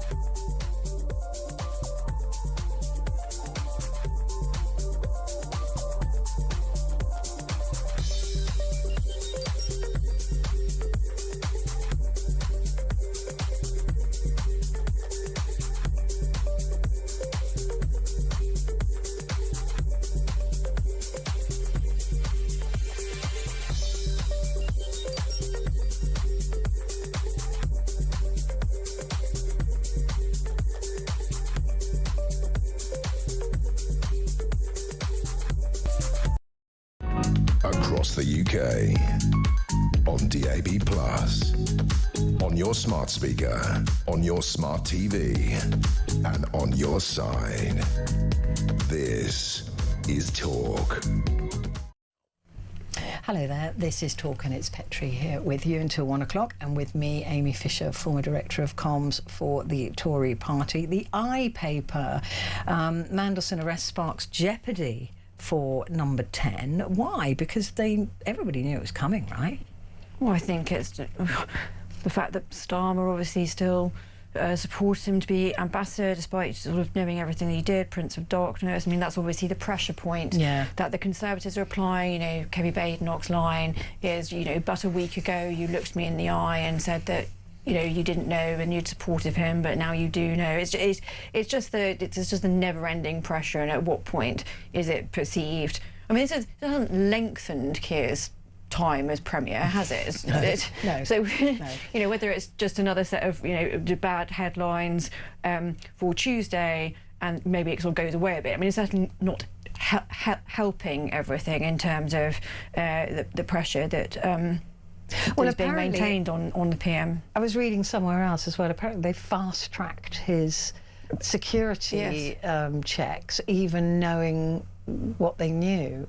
Well, look, we're never really going to know what happened with security checks, because firstly, in the event of you having to have one, you should never confirm or deny that you have had one. But in theory, if you do have one, you know, it's invasive. It, for example, would go over all of your financial records in the circumstance in which case some payments of in the region of tens of thousands of pounds that didn't appear to come from, you know, investments or your job would have been picked up. And I mean, these are the ones that, you know, Peter Mandelson says that I don't even remember if I ever had them. Well, okay, if somebody's poring over your financial records, then somebody might have been able to remind you. I mean, these kind of deep vetting checks also involve, you know, like sort of one-to-one interviews. These are not tick box exercises. No. These are checks that you know, allow you to be seen and to be a person without any perceived weaknesses that make you. The bit that they're usually most worried about with deep vetting is if they have anything that could compromise you, that makes you blackmailable. Yeah. So this is why these deep vetting checks, yes, real deep dive through financials, but also things about, you know, sexual preferences. You know, what do you look at on the internet? I mean, we are talking that level of granularity and detail, and so it does seem odd that in all of, and you know, your associations with people, and it does seem strange in all of that, particularly some of his association, Peter Mandelson's associations with Jeffrey Epstein, were quite literally Googleable. Yeah, and so absolutely. Are you seriously telling me that people who are in charge of, you know, vetting individuals in their government who are meant to uphold the very highest standards of, you know, personal and professional integrity, that no one stumbled no one stumbled across this and thought to ask them more questions. So Well, the whole also- thing just seems very odd. I don't think the bit about deep vetting wasn't done properly is a red herring. Because, you know, people sort of saying, oh, that's the government trying to get itself off the hook. And my point about would be, but it doesn't get them off the hook. Like, I don't think it is a red herring. That's a big system failure, which somebody still has to be responsible for. So I don't actually think it does get anyone off the hook. Yeah, I mean, before my brother, my youngest brother, became the commander of a nuclear submarine, because he was rising up through the ranks, but they all of the family, we were all vetted, we were all looked into. It's not a tick box. Yeah. It is not a like, oh, where have you been at this address for 5 years? Yeah, no. Give us your bank account. Okay, fine. One at Barclays. It's not. It's not that. I mean, all of us were looked into as his immediate family, in case we were wrong-uns or attached to wrong-uns. I don't know what they dug up about me, probably bored to death for looking at me because I'm so dull. But I think in most cases it's best to be dull where the security services are concerned. Probably. As a rule in life, I think that's okay. That's probably okay. But the other thing is, you know, a friend of mine was, I was chatting to her on Saturday, and she was given some money by her godmother, and they closed her bank accounts down for 3 weeks to dig into it, to dig into whether she was money laundering or not. I mean, this is what I'm talking about. There seems to be one rule for one set of people and another rule for another set of people. It's all very strange, and as I say, I don't think sort of, you know, Keir Starmer saying, oh, vetting maybe, oh, didn't know about it. It doesn't wash. It doesn't help. It really doesn't, because it should be better than that. The Daily Mail. Now Mandelson faces the music. Yeah, he's looking a little bit shocked in that picture. I suspect he wasn't so much shocked as just thinking, right, this is it then. And didn't his company go into liquidation last week as well? Because that's the other thing. I mean, his company was all about favours, wasn't it? It was all about influence and favours and introducing people. I think he divested quite a lot of his interest in it. So I think in that sense, the company might be fine, as whilst he was still sort of somewhat known as a figurehead. His financial, he had actually, as I say, divested sort of shares and financial interest. I mean, I can't imagine. Well, I don't think anyone sort of claiming any kind of closeness to Peter Mandelson is an appealing thing. It wouldn't be on your list, would it? It wouldn't be on the top of your front web page saying former. I mean, if you want to go down a sort of, I'm not going to say conspiracy wormhole, because I think if anything that the ongoing horror of the Epstein files has shown us is that there are these weird networks with tentacles just really spanning across royalty and governments. But I think there was some sort of suggestion that perhaps Peter Mandelson's firm had advised Palantir, which has got a lot of these NHS who got the contracts with which is a huge. So that's. I think that needs to be investigated. Yeah. Now. So as I say, I was going to say down a wormhole, but actually I don't think it's a wormhole, because I think in all of this there are legitimate questions about, well, hang on a second, and the kind of rule is always follow the money, right? Yeah. But how much influence did Mandelson have on Keir Starmer to sign those contracts with Palantir? What was going on? Where, you know, what exactly, you know, sort of NHS data, who was making the money out of it, when was it signed? Look, as I say, anything that this has shown us is sometimes if you think things seem to be very murky and grim, unfortunately, they are. These days, digging under the surface, they really are turning out to be Well, you're just scratching the surface at the moment, and there's more stuff underneath, isn't there? Although I was speaking to an American friend over the weekend, and it suddenly made me think it was sort of very, of the 3 people who have been at least arrested without charge in 2 cases we've just seen, the other one being Ghislaine Maxwell, and obviously she's at the pleasure of the US justice system. All of those 3 people, they're all British, right?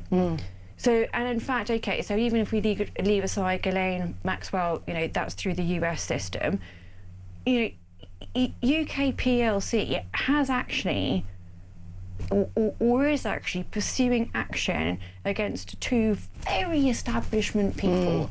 And as far as I can see, there isn't anything remotely commensurate in the States with the whole... Nothing. And again, we have to just keep reminding that just because you're mentioned in the Epstein files, that's not in and of itself indication of wrongdoing. But what I am saying is, you know, these two big figures, Mandelson and former Prince Anu, you know, are having action pursued against them. What is going on with anybody anywhere? I mean, the same is happening in other European countries as well. There are people, I think, in Norway that are stepping down, in France that are stepping down, are being forced to step down, and other countries are taking it more seriously than it seems the Americans are. They're just not. Nobody, as far as I know, has been charged with anything this is or what arrested. I mean. So they are the ones who, or even questioned. Bill Clinton this week, I think, is in front of the judiciary to answer questions, but there's nothing else happening. Nobody's being investigated. All I'm saying is, by comparison, I agree. There's a real difference there. I wonder why that's happening. Anyway, just before the break, again, the Mirror, I did warn you that all the papers were Mandelson. Disgraced Lord held, because even though he's said he won't go to the House of Lords anymore, he is still a Lord. Peter Mandelson led away by cops after being arrested on suspicion of misconduct in public office, and then another photograph of him behaving weirdly with Epstein. Trying on a belt, isn't he? Trying on a belt? I think that was yes, I think that was when they were shopping together at some point. Oh, how lovely. It's better than the one of him in his pants. It is better than the one in him in his pants, you're right. That image will never leave me. It's sadly. Just before the break, meet Hugo, the UK's first, the term dead womb, a donor baby. So this is a donor womb. Lucky Hugo Powell is the first baby in the UK born using the womb of a dead donor. His mum, Grace, said part of her will live on forever. So clearly the mother had to have a womb, and somebody donated it, and the subsequent creation is little Hugo.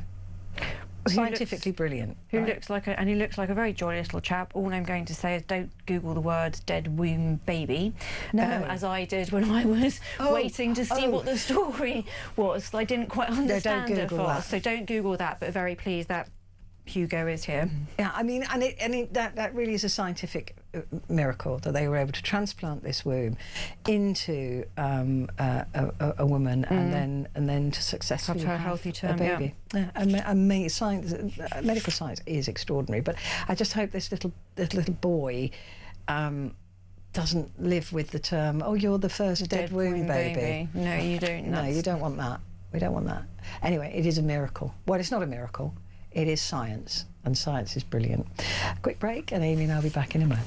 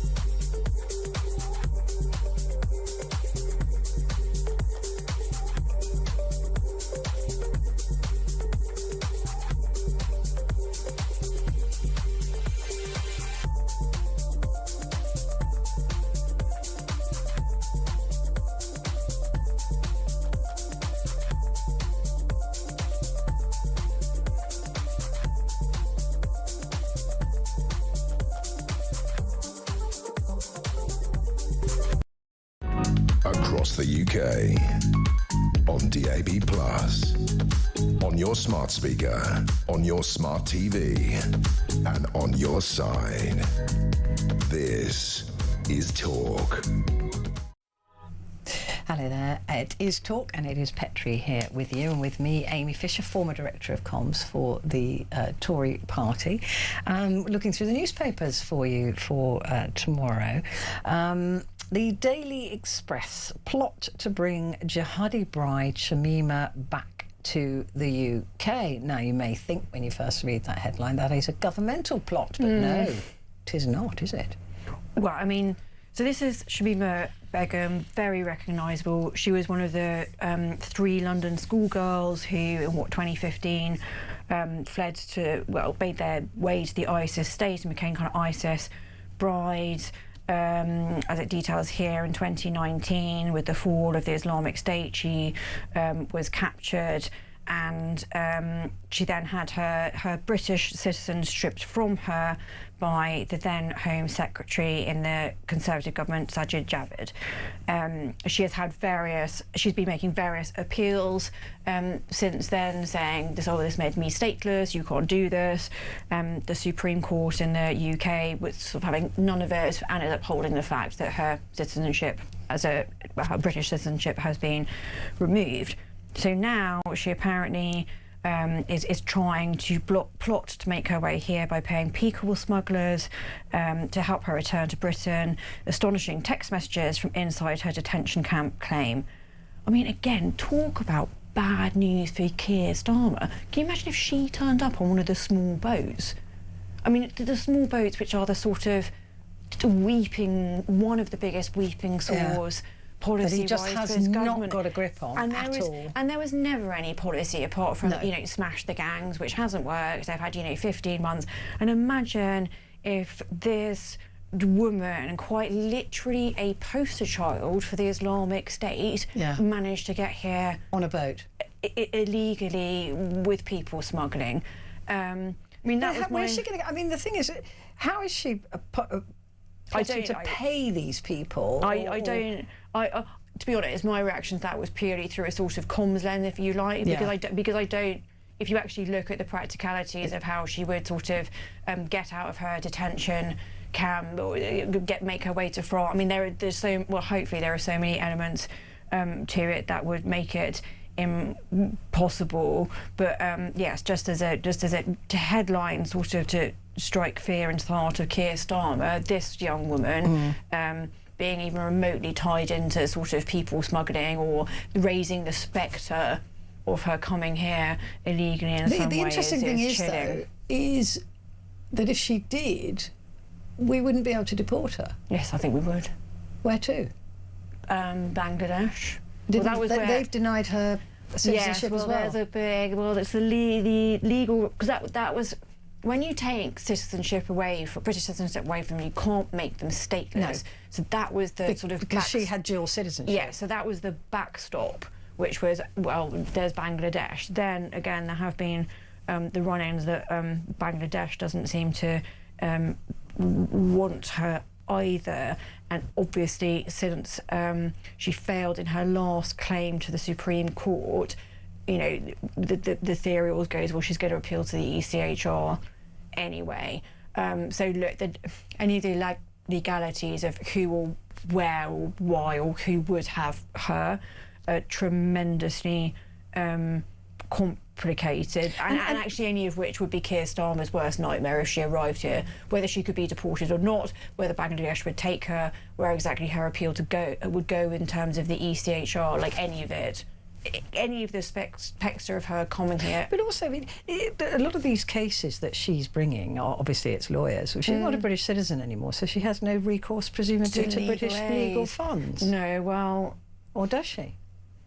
There are some charitable groups that feel very passionately that women and children, usually young girls who then had kind of babies, so women and children in that sense, who were ever involved in sort of the Islamic State, that their country should take them back. there are a number of Australia's charities just that absolutely sent some back, hasn't yes. They said no. Yes, but there are a number of charities that are campaigning for her to be, as they see it, repatriated to Britain. So it could well be that that's where the money is coming from. Maybe. I would speculate. As long as we're not paying for it, that's fine. Right, let's have a look at the Telegraph now.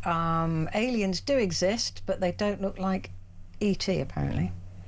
Well, this is, I presume, off the back of, Obama saying the other week that, hey, I'm kind of sure that maybe there are. And then he sort of backtracked a few days later, which then sort of made me think, oh, someone's got to you.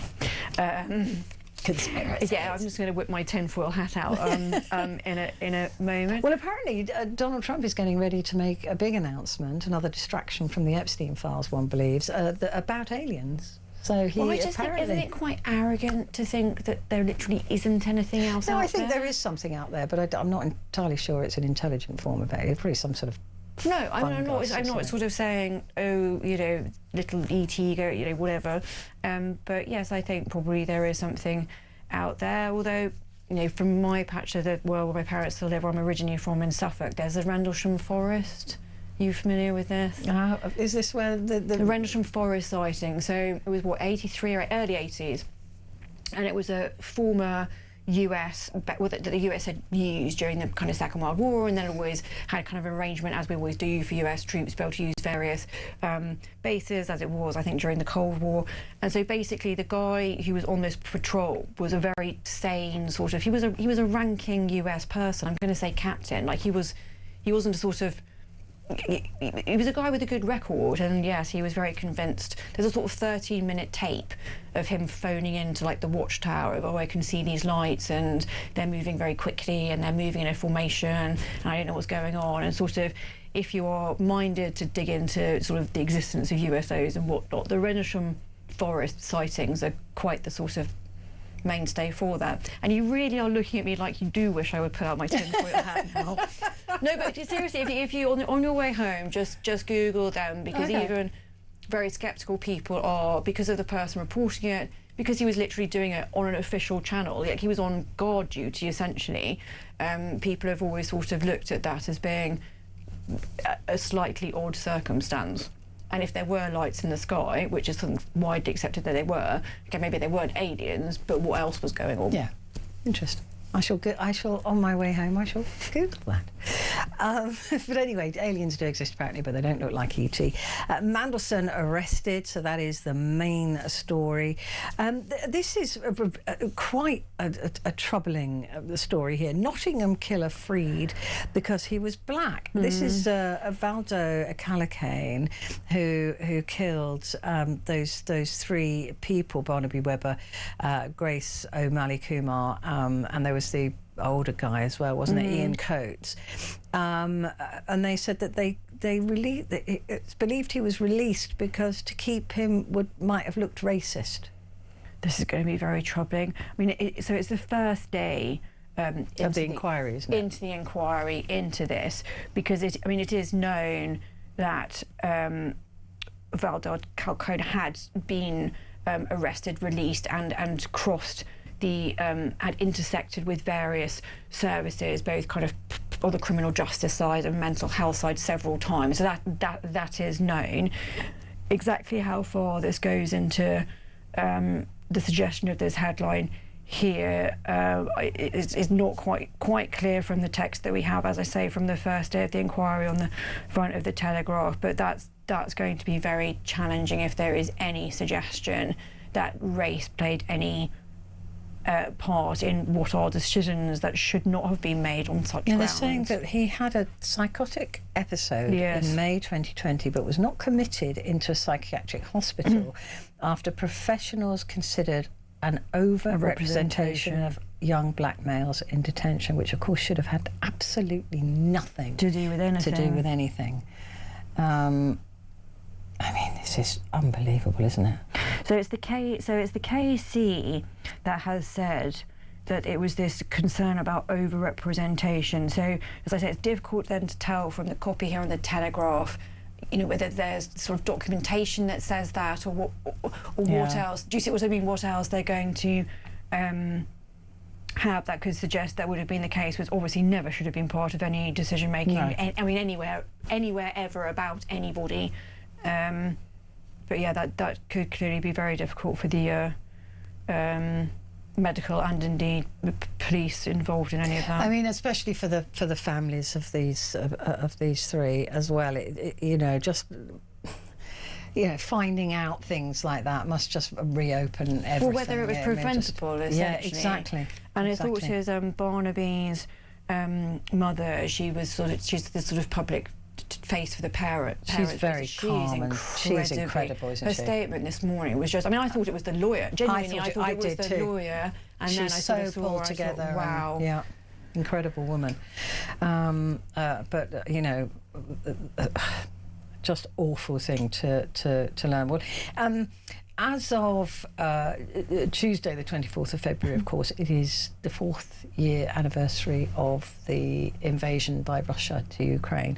And on the front page of the Telegraph, Russia losing more troops than it can recruit.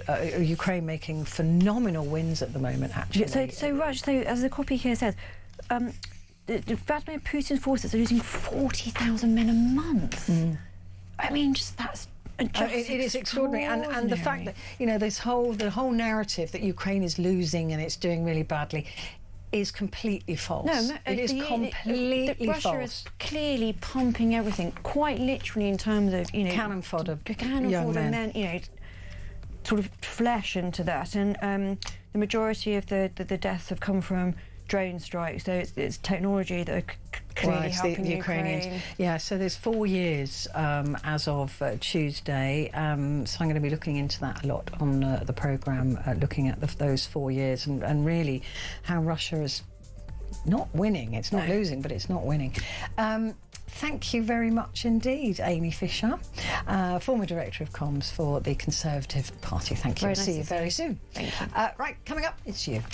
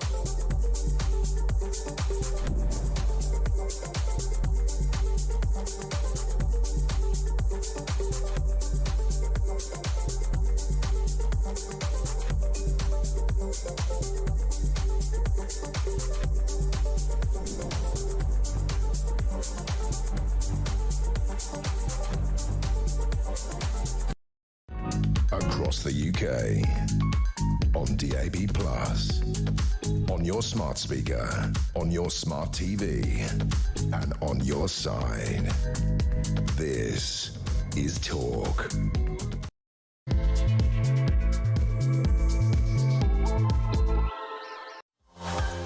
Hello there, and a very good morning to you. It is Talk, and it is Talk Back. with me, Petrie. And this is your hour. It is entirely, it's the only hour on this station that is dedicated just to you and your views and your voices. Nobody else, no other guests, nothing, just you and me. So it's your chance to literally talk back. So, the royals. We've got to talk about them again. By the way, there's still no news on Peter Mandelson. We haven't heard anything. I'm keeping an eye on all of the screens. He has still, as far as we know, in police custody, unless he's been able to slither out of there quietly. But he is still in police custody, being questioned about his links to Epstein and some of the sensitive information that he allegedly passed to Epstein, financial beneficial information when he was in government. And this, of course, follows on from Andrew Mountbatten Windsor having been arrested last Thursday for a similar set of circumstances. So when he was trade envoy, allegedly passing sensitive financial and very helpful information on to Jeffrey Epstein. These latest bits of information, of course, have come out of the US, with the latest tranche of the Epstein files being released. And people are still digging through those, and this is apparently only the tip of the iceberg, and also there's another 3 million or so documents that have yet to be released, which so far the Trump administration is saying that they're not going to do. So, despite the fact that they've been told by law they have to do that.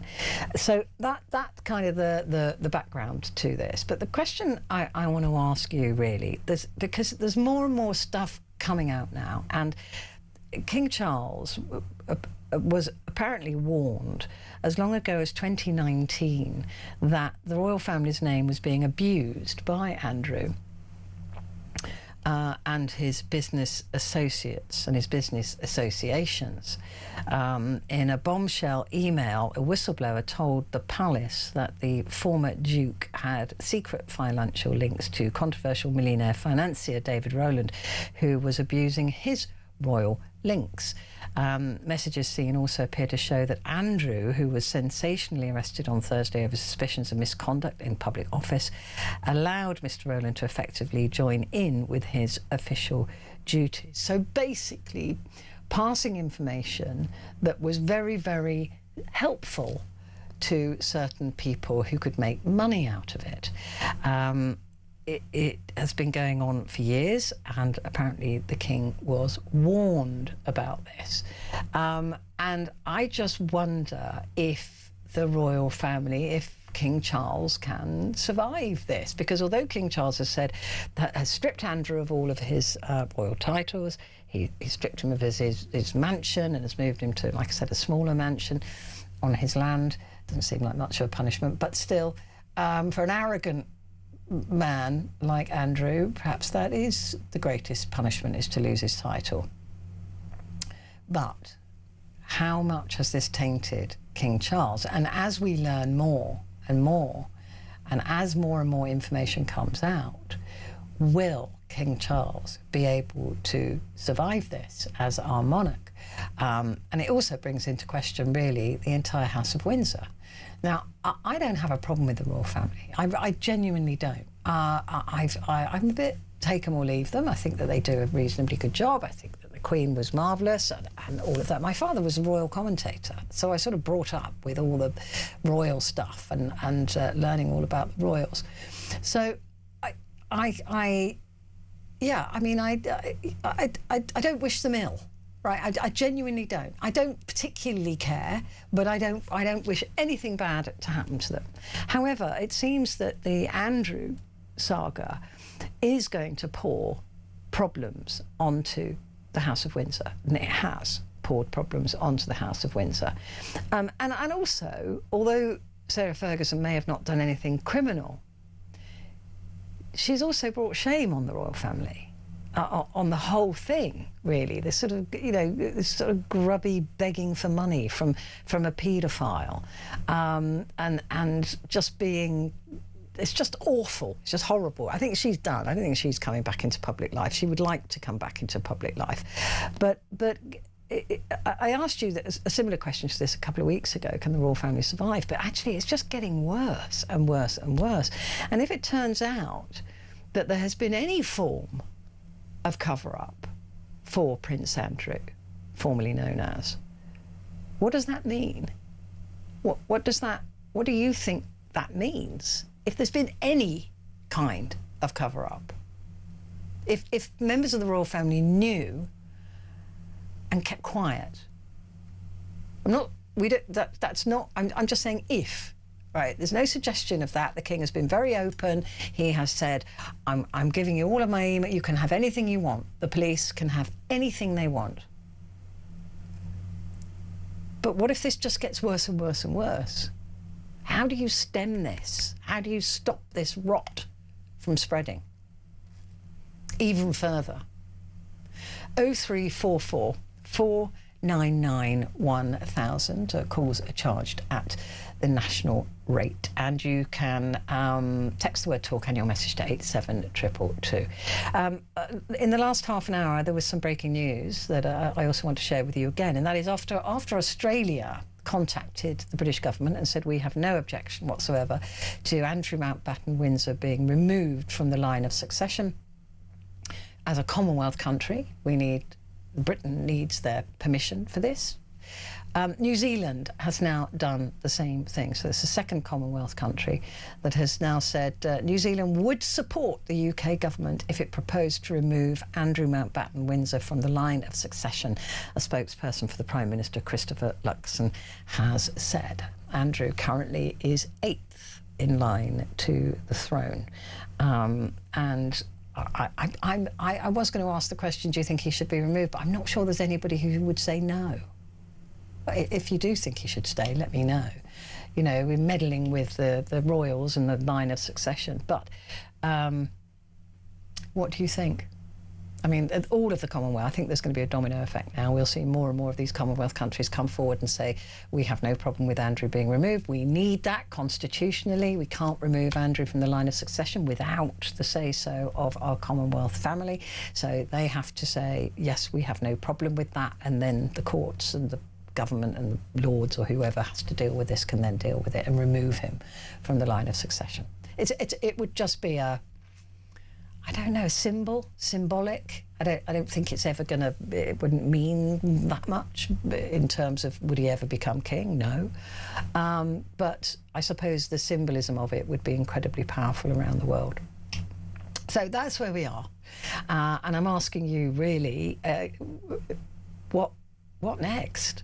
How much more can the royal family, really, can the House of Windsor take from what's going on?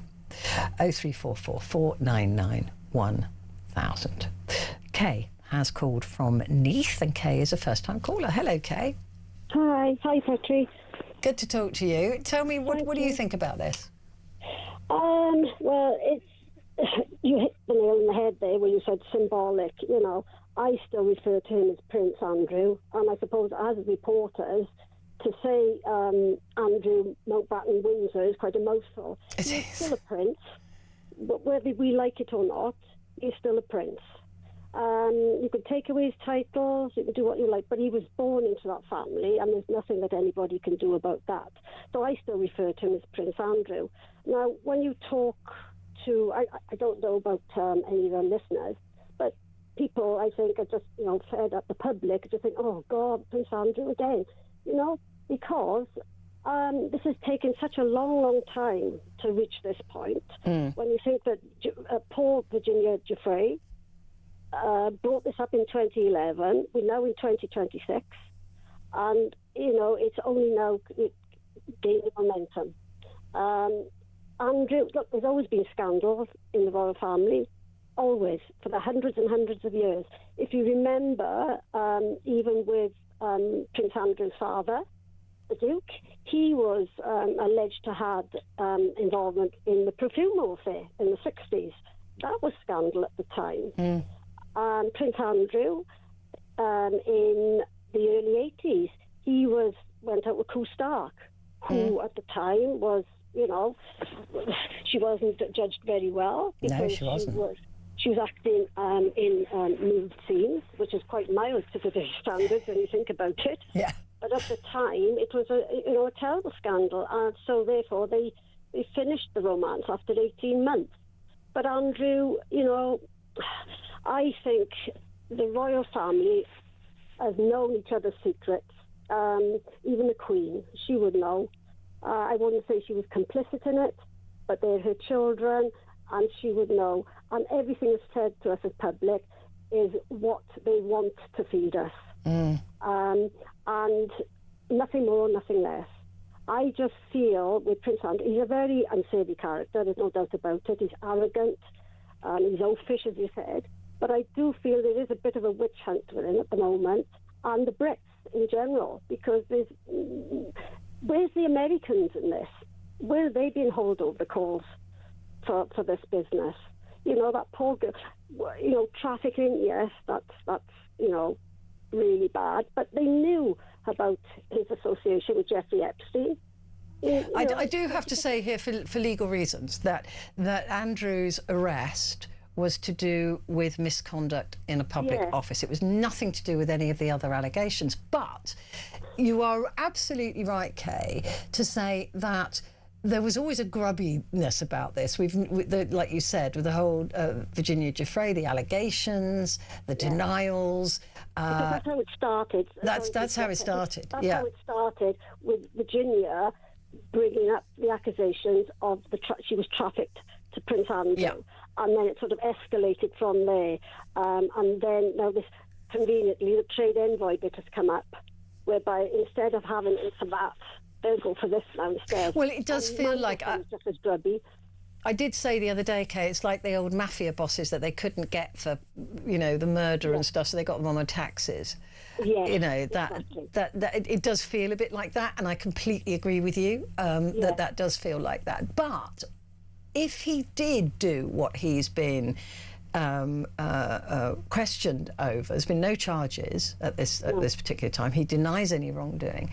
If he did do that, if he did hand over trade secrets, there are MPs now calling for treason to be resurrected. Do you think that's, again, just a witch hunt going too far? Yes. I mean, can I ask you a question? Yeah, of course you can. Do you think that charges will be brought to him? Do I think that they will? Will bring charges against him? Yes. That in my personal opinion, yes, I do. I can't see how, when you look at Andrew and Peter Mandelson, both really being accused of exactly the same thing, misconduct in public office. The police would not have taken Andrew Mountbatten Windsor, Prince Andrew, and arrested him had they not got some pretty good, solid questions they wanted to ask him, right?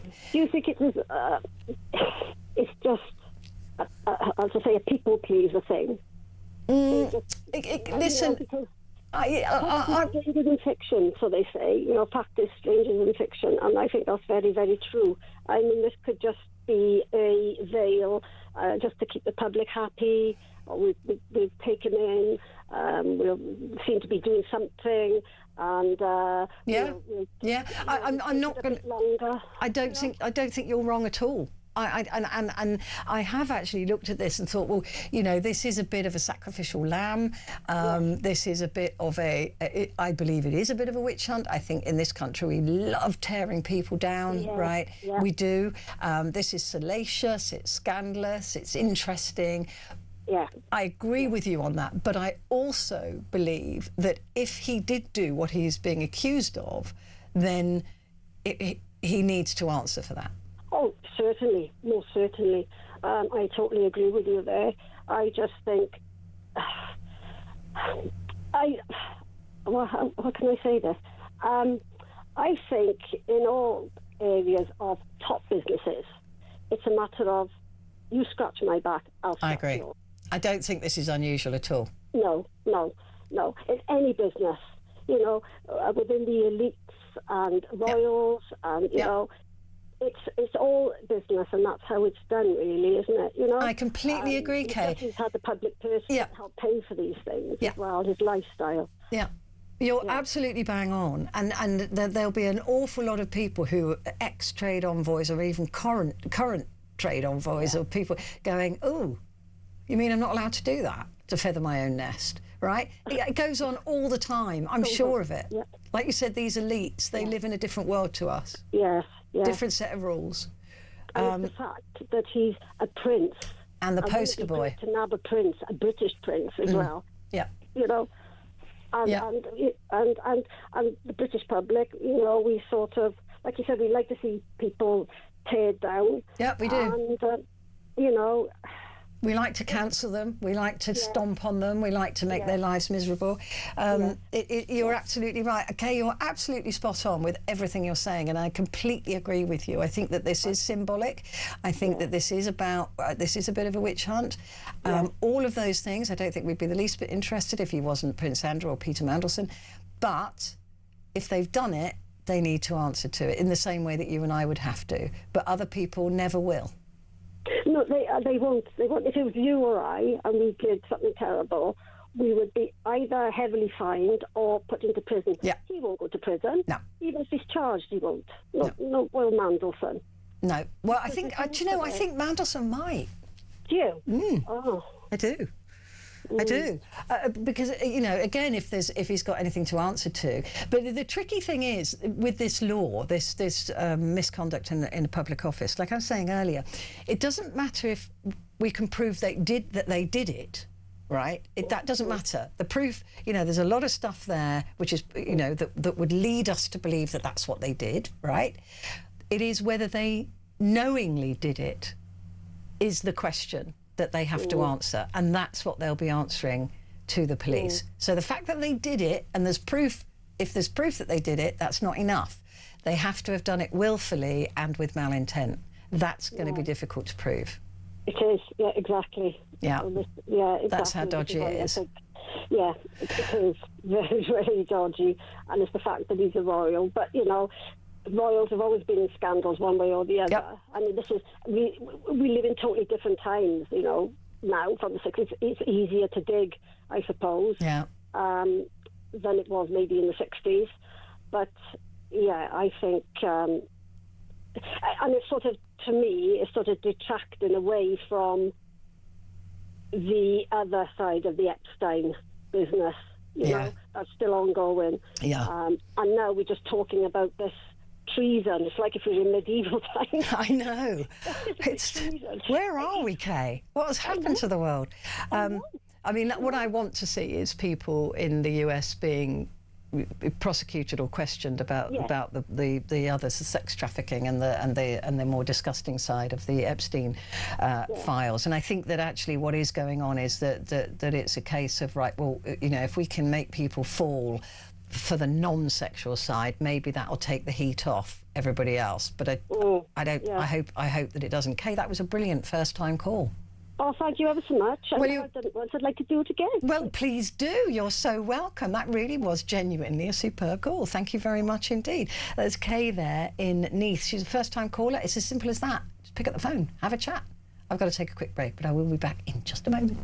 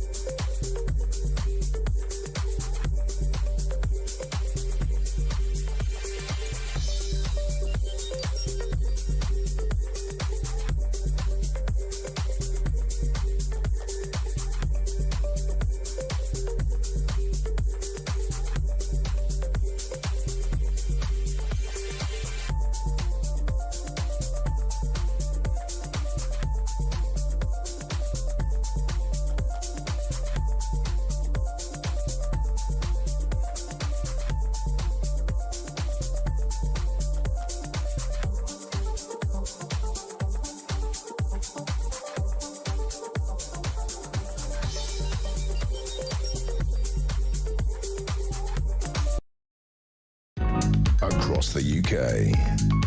On DAB+, on your smart speaker, on your smart TV, and on your side. This is Talk. Hello there, good morning. This is Talkback. And this is Talk, and this is Petrie. And we are discussing the Royals. Still no news on Peter Mandelson, by the way. We are keeping an eye on it.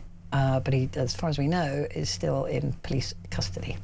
Anyway, Andrew Mountbatten Windsor isn't, having been arrested on Thursday and released at this stage without charge. But I'm asking you, really, what effect does it's beginning to sort of snowball now, isn't it? More and more bits of information coming out, and at the weekend Charles was warned as long ago as 2019 that the royal family's name was being abused by Andrew Mountbatten Windsor. There's now questions really as to what the king knew and when he knew it. So that'll be interesting. Although he has been very open with the cops, the police, and said you can have anything you want. You've got access to everything. So fill your boots. So he is being really open about it. But maybe there are questions to be answered. So I'm asking you really what impact this will have on the House of Windsor long term. George is another first-time caller from Suffolk this time. Good morning, George. Hi there. Good to speak to you. You're a bit echoey. Have you got radio on or television on or? Yeah, it's a bit echoey here. I'll say 1 second. Thank you. Right. Okay, so tell me, George, what do you think? Right, I actually agree much with the last caller. I think I wouldn't call it which comes on Andy, he does some very heinous things. George, can I just stop you just very quickly? Are you on speakerphone? Oh, I'm not. Can you hear me properly? Oh, that's better. But whatever you just did, do that. Do what I just did? That's it. I've got you now. I can hear you now. And just know that if I can barely hear you, then anybody listening on the radio probably can't hear you at all. So I just want to make sure that we don't lose you. Now carry on. What do you think about this? Is this going to be a disaster for the House of Windsor? I mean, it is a disaster for the House of Windsor. It's the beginning of the end. I think it's an epochal moment, really. I do. But I don't think it's the beginning of the end right now. I think it's just going to be a slow decline.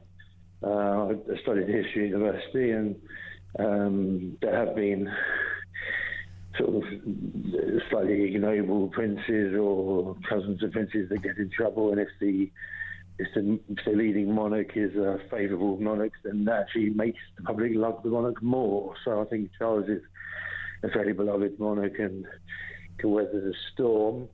I think it's trouble pretty much downhill now. I think William's doing a very good job at trying to stay stable during this.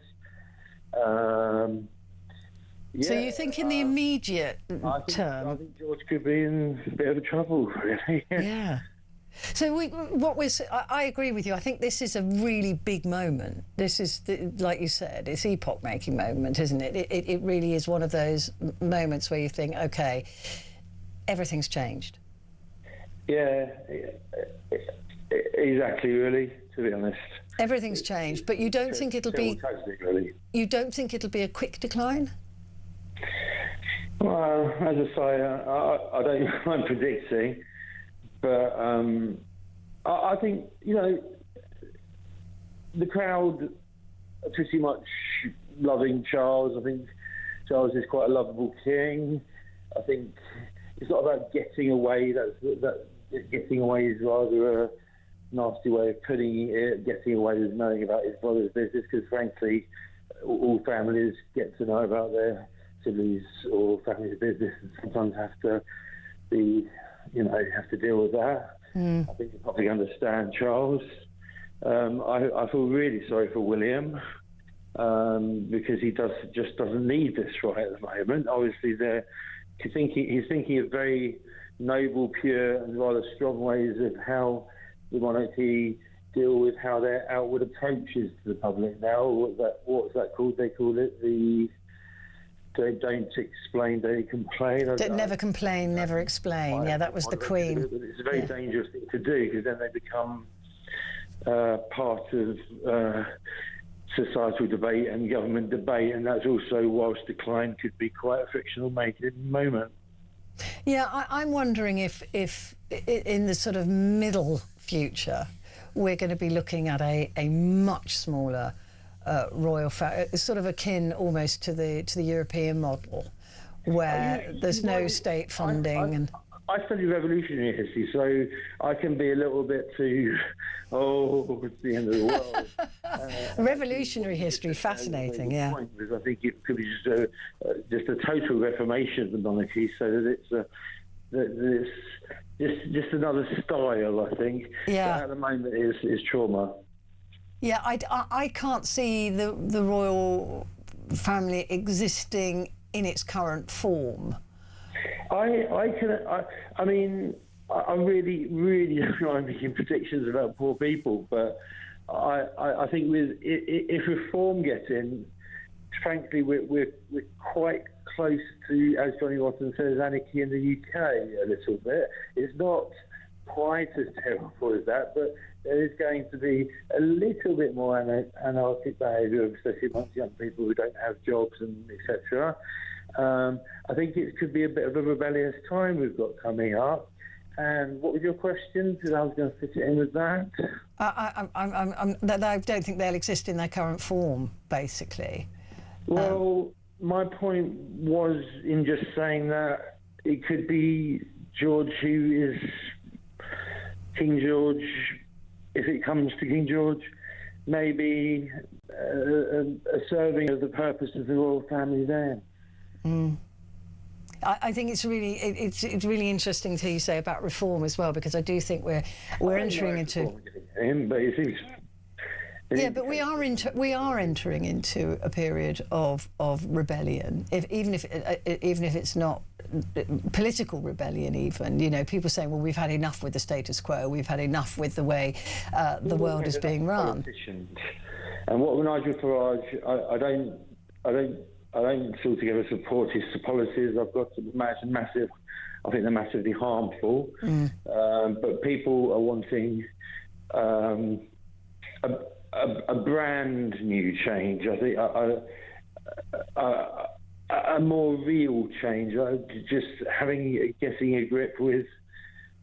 Well, no matter how damaging it is, as well. I hate to say it, but just sort of a little bit of a warring thing coming into British society, and that needs to be dealt with a firm hand. I'm not saying anything about my voting proclivities, and I do, as I say, think they're harmful policies, but I think that's what the public are leaning to. Maybe I can't call it really.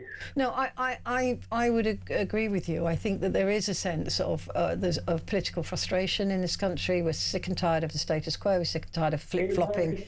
But that's not. But look what we did with Brexit as well. There was a lot of that. Was just to give the governments and the politicians a bloody nose, and instead what we did is we gave ourselves a bloody nose, right? By vote, because people wanted to change. They wanted to see something different, so they voted to leave the EU. And I think that we're in the same cycle now.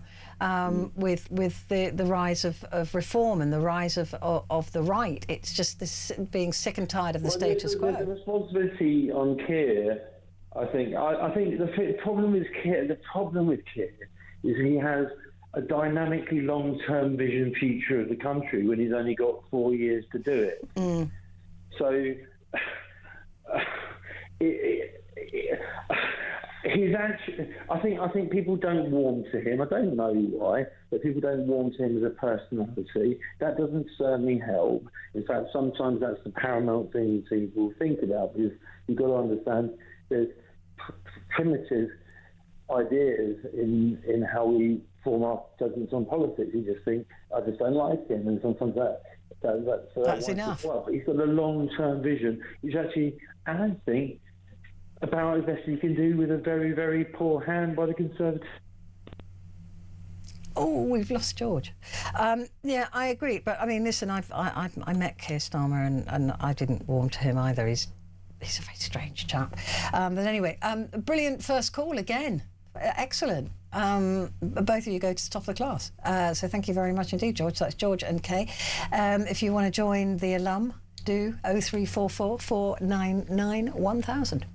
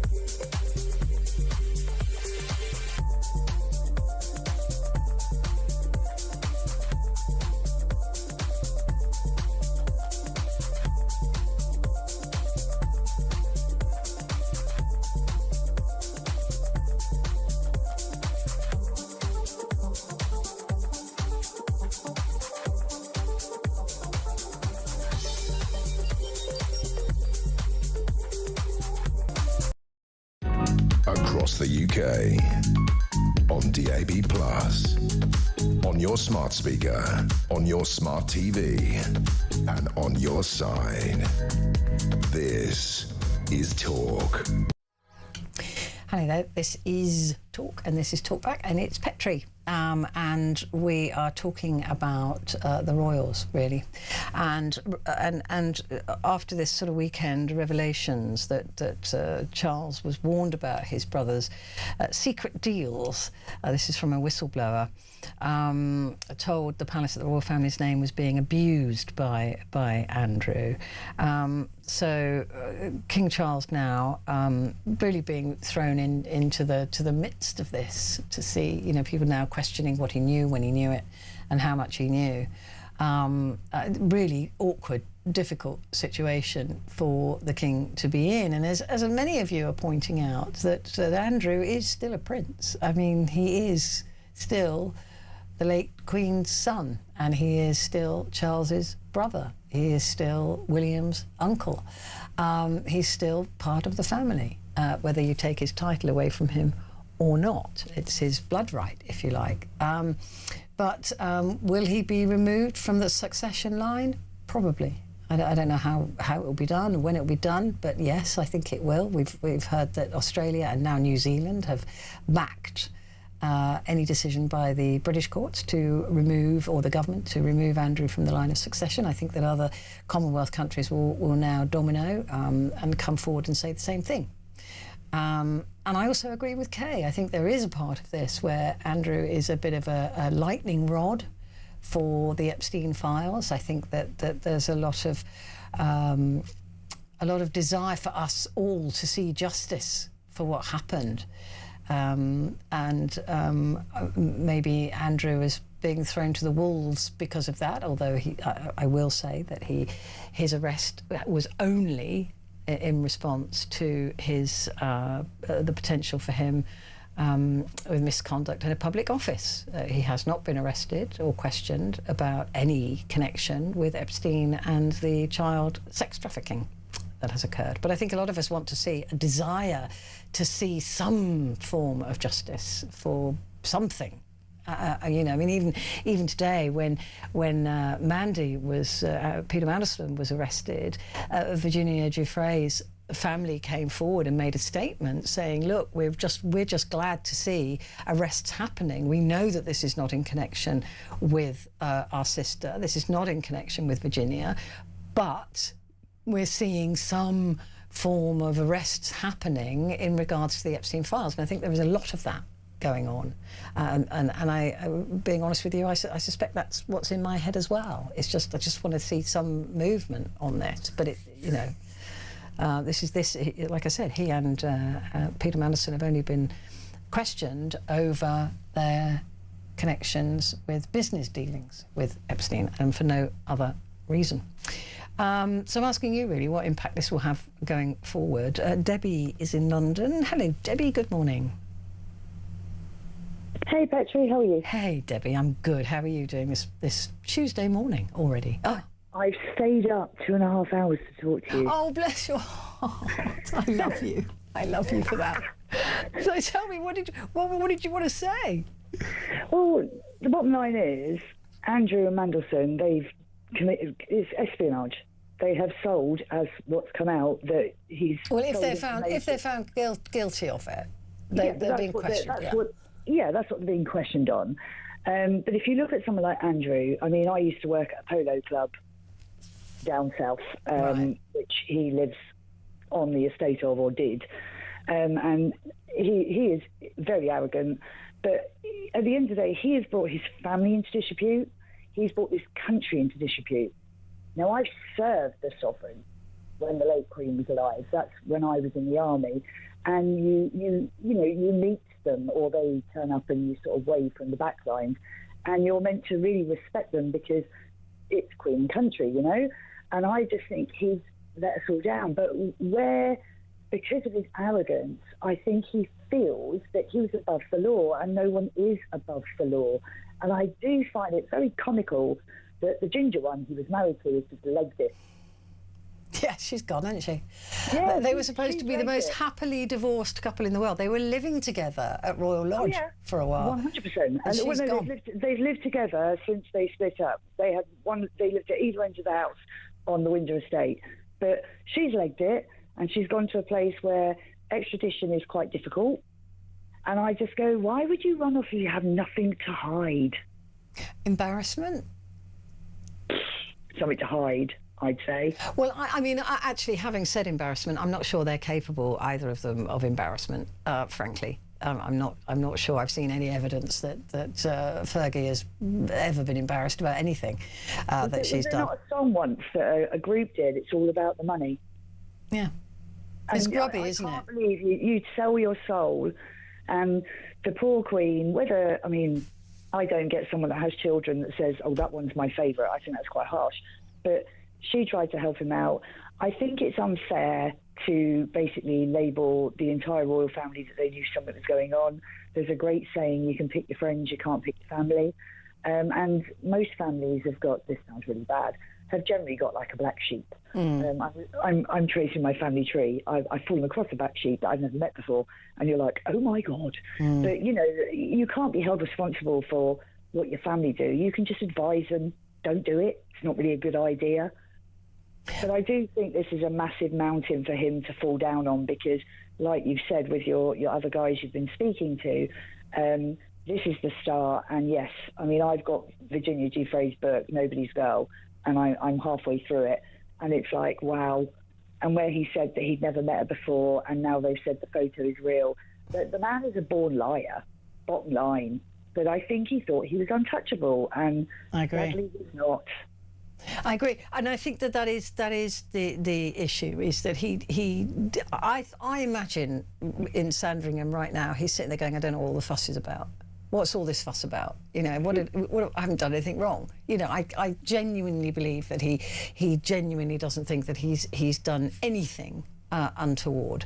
And we have to say that he has denied all wrongdoing when it comes to Epstein. I think we're at the foothills. I think there is more and worse to come.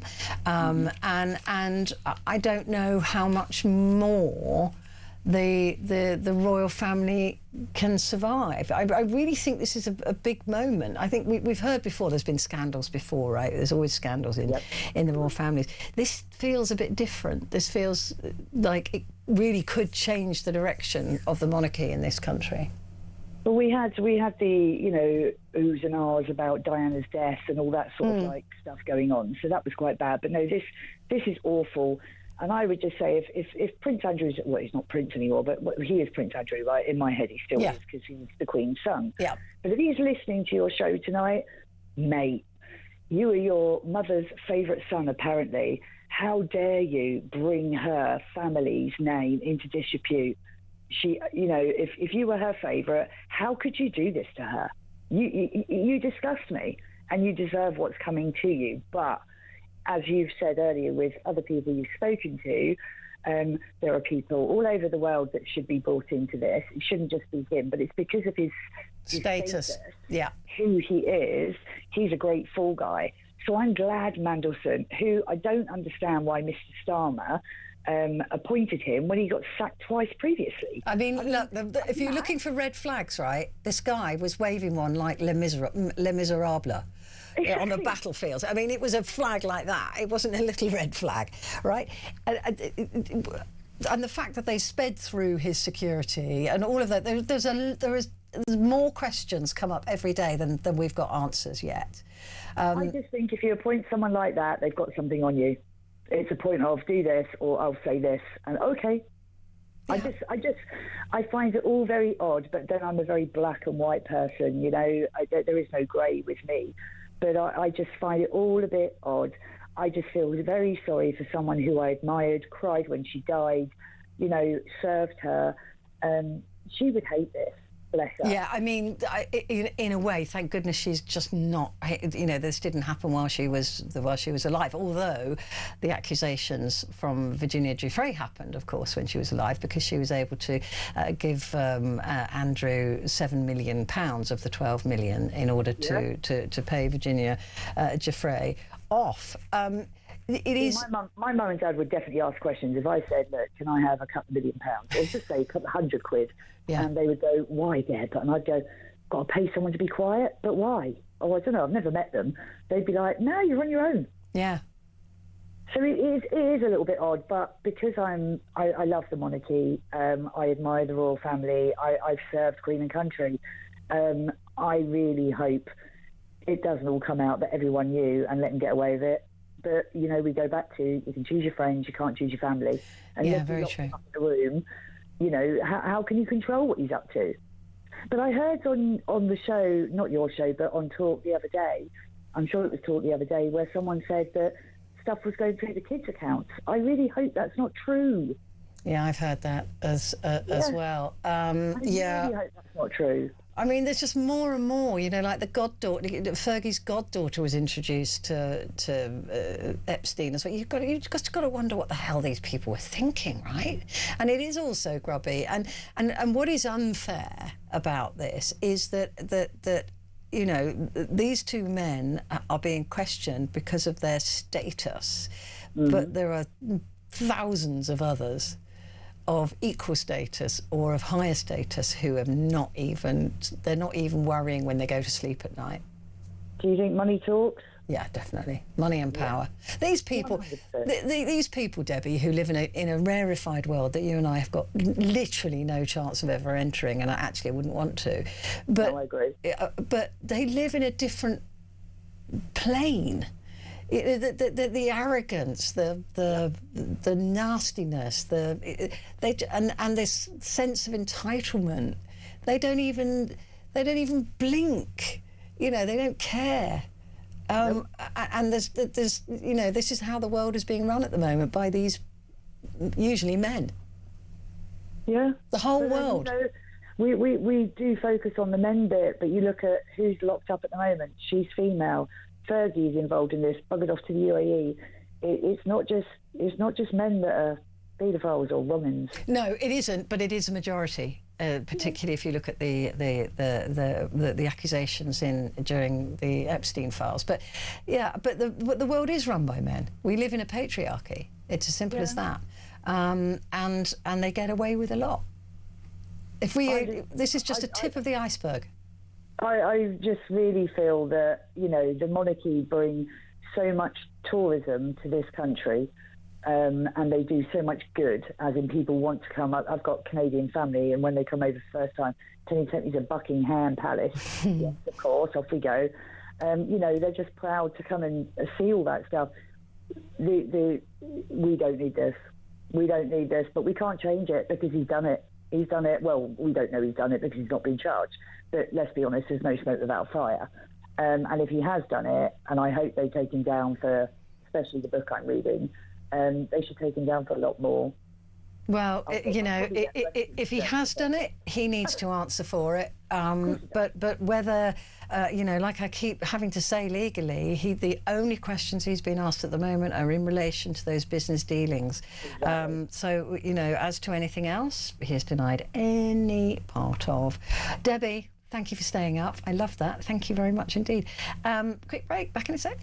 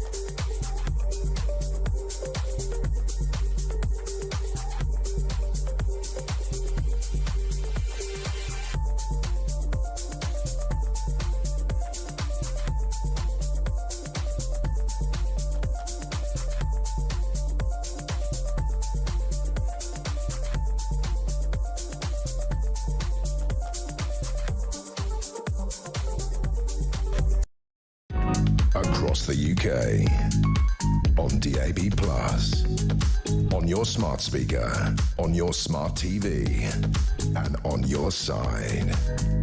This is Talk. Hello there, and a good morning to you. This is Talk, and it's Petrie, and this is your chance to talk back, which is exactly what you're doing. There's a few messages here that I want to read as well. I don't want to neglect you.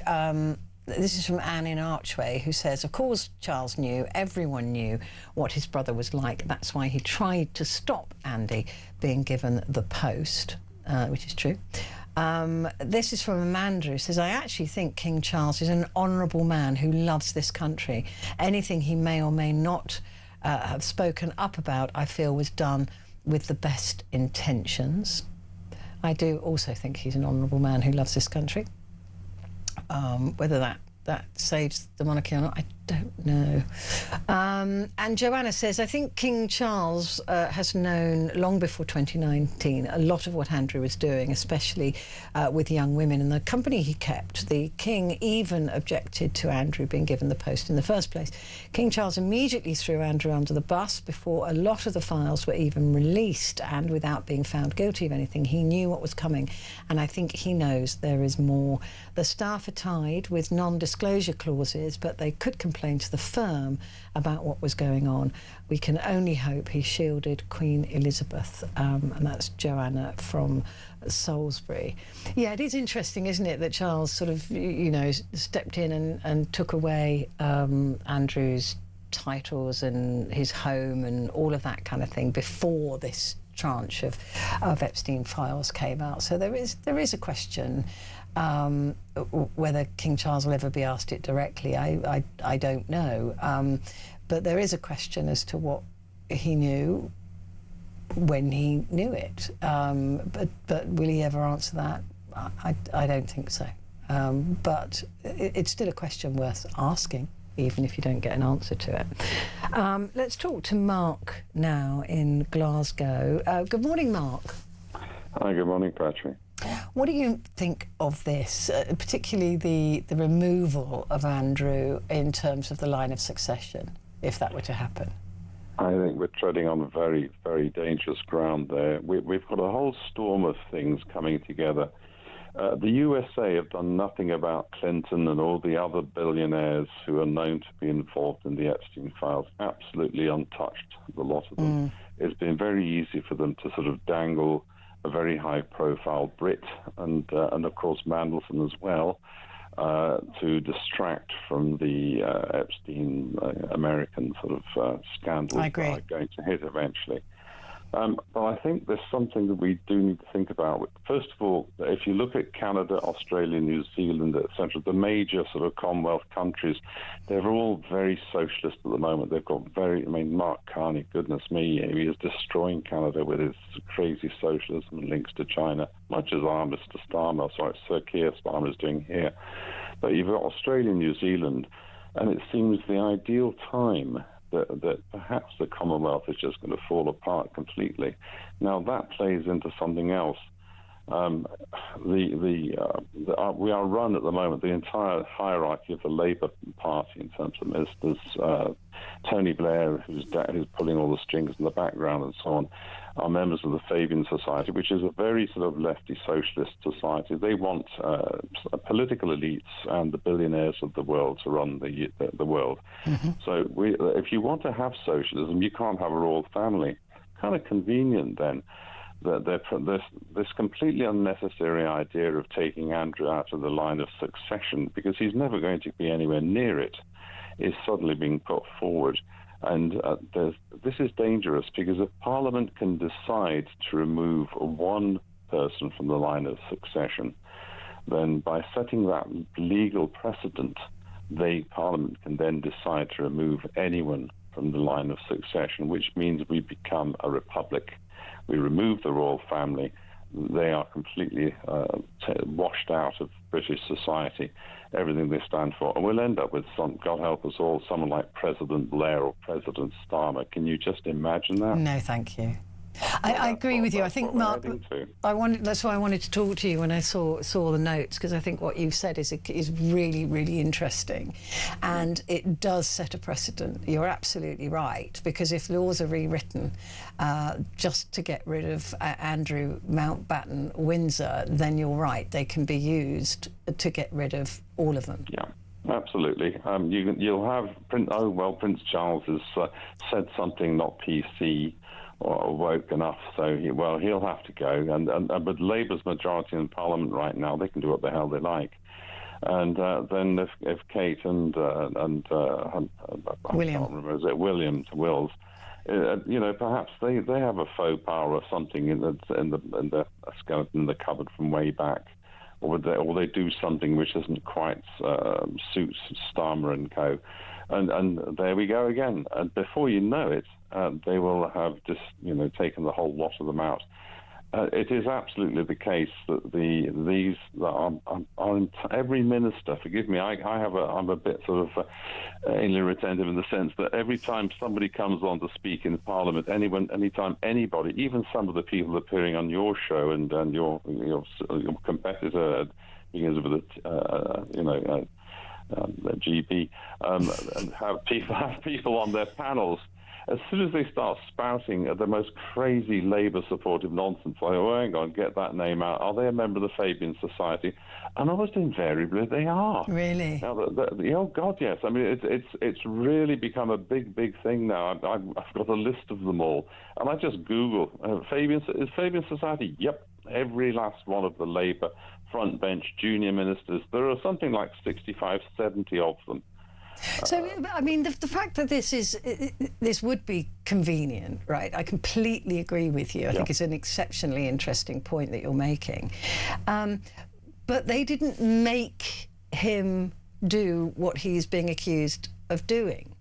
So what is? I mean, removing somebody from the line of succession. I've been saying all the time. You know, what's the point of that? Dangerous. That is literally just dangerous. It is just to prove a point, right? It's just to do something. But you're right. Actually, looking at it from the point of view of what you always have to do is look who gains from this, right? Correct. And you're absolutely right. Removing him is absolutely pointless. And the only people that would gain are those who want to destroy the royal family forever, to get rid of them. Yeah, no question about it. But why is it like it? I guess, you know, he has, if you're a member of the royal family, you will be privileged, you will have been somewhat cosseted, and I think he's had that. And there's an element of arrogance without a question. I'm not sure he's very bright either. Well, I was going to say there's an element of naivety. There's an element of not being quite so sort of focused and strategic. I have to say, Lord Mandel, I can't believe he's still a lord. How dare they? How dare get him kicked out? I agree. But again, they've got to get the mechanism in place to kick him out. Funny that all these distractions, so we don't look at Mandelson. I've been almost cursing the day. So what the hell? Why is it always Andrew? What about Mandelson? He's absolutely got a reputation for corruption over many, many decades. But I think that the truth of it is, Andrew, I hate saying it, but maybe not the brightest card in the pack. I think means well, but perhaps says things, does things to be popular, and so on. And yeah, I guess that he's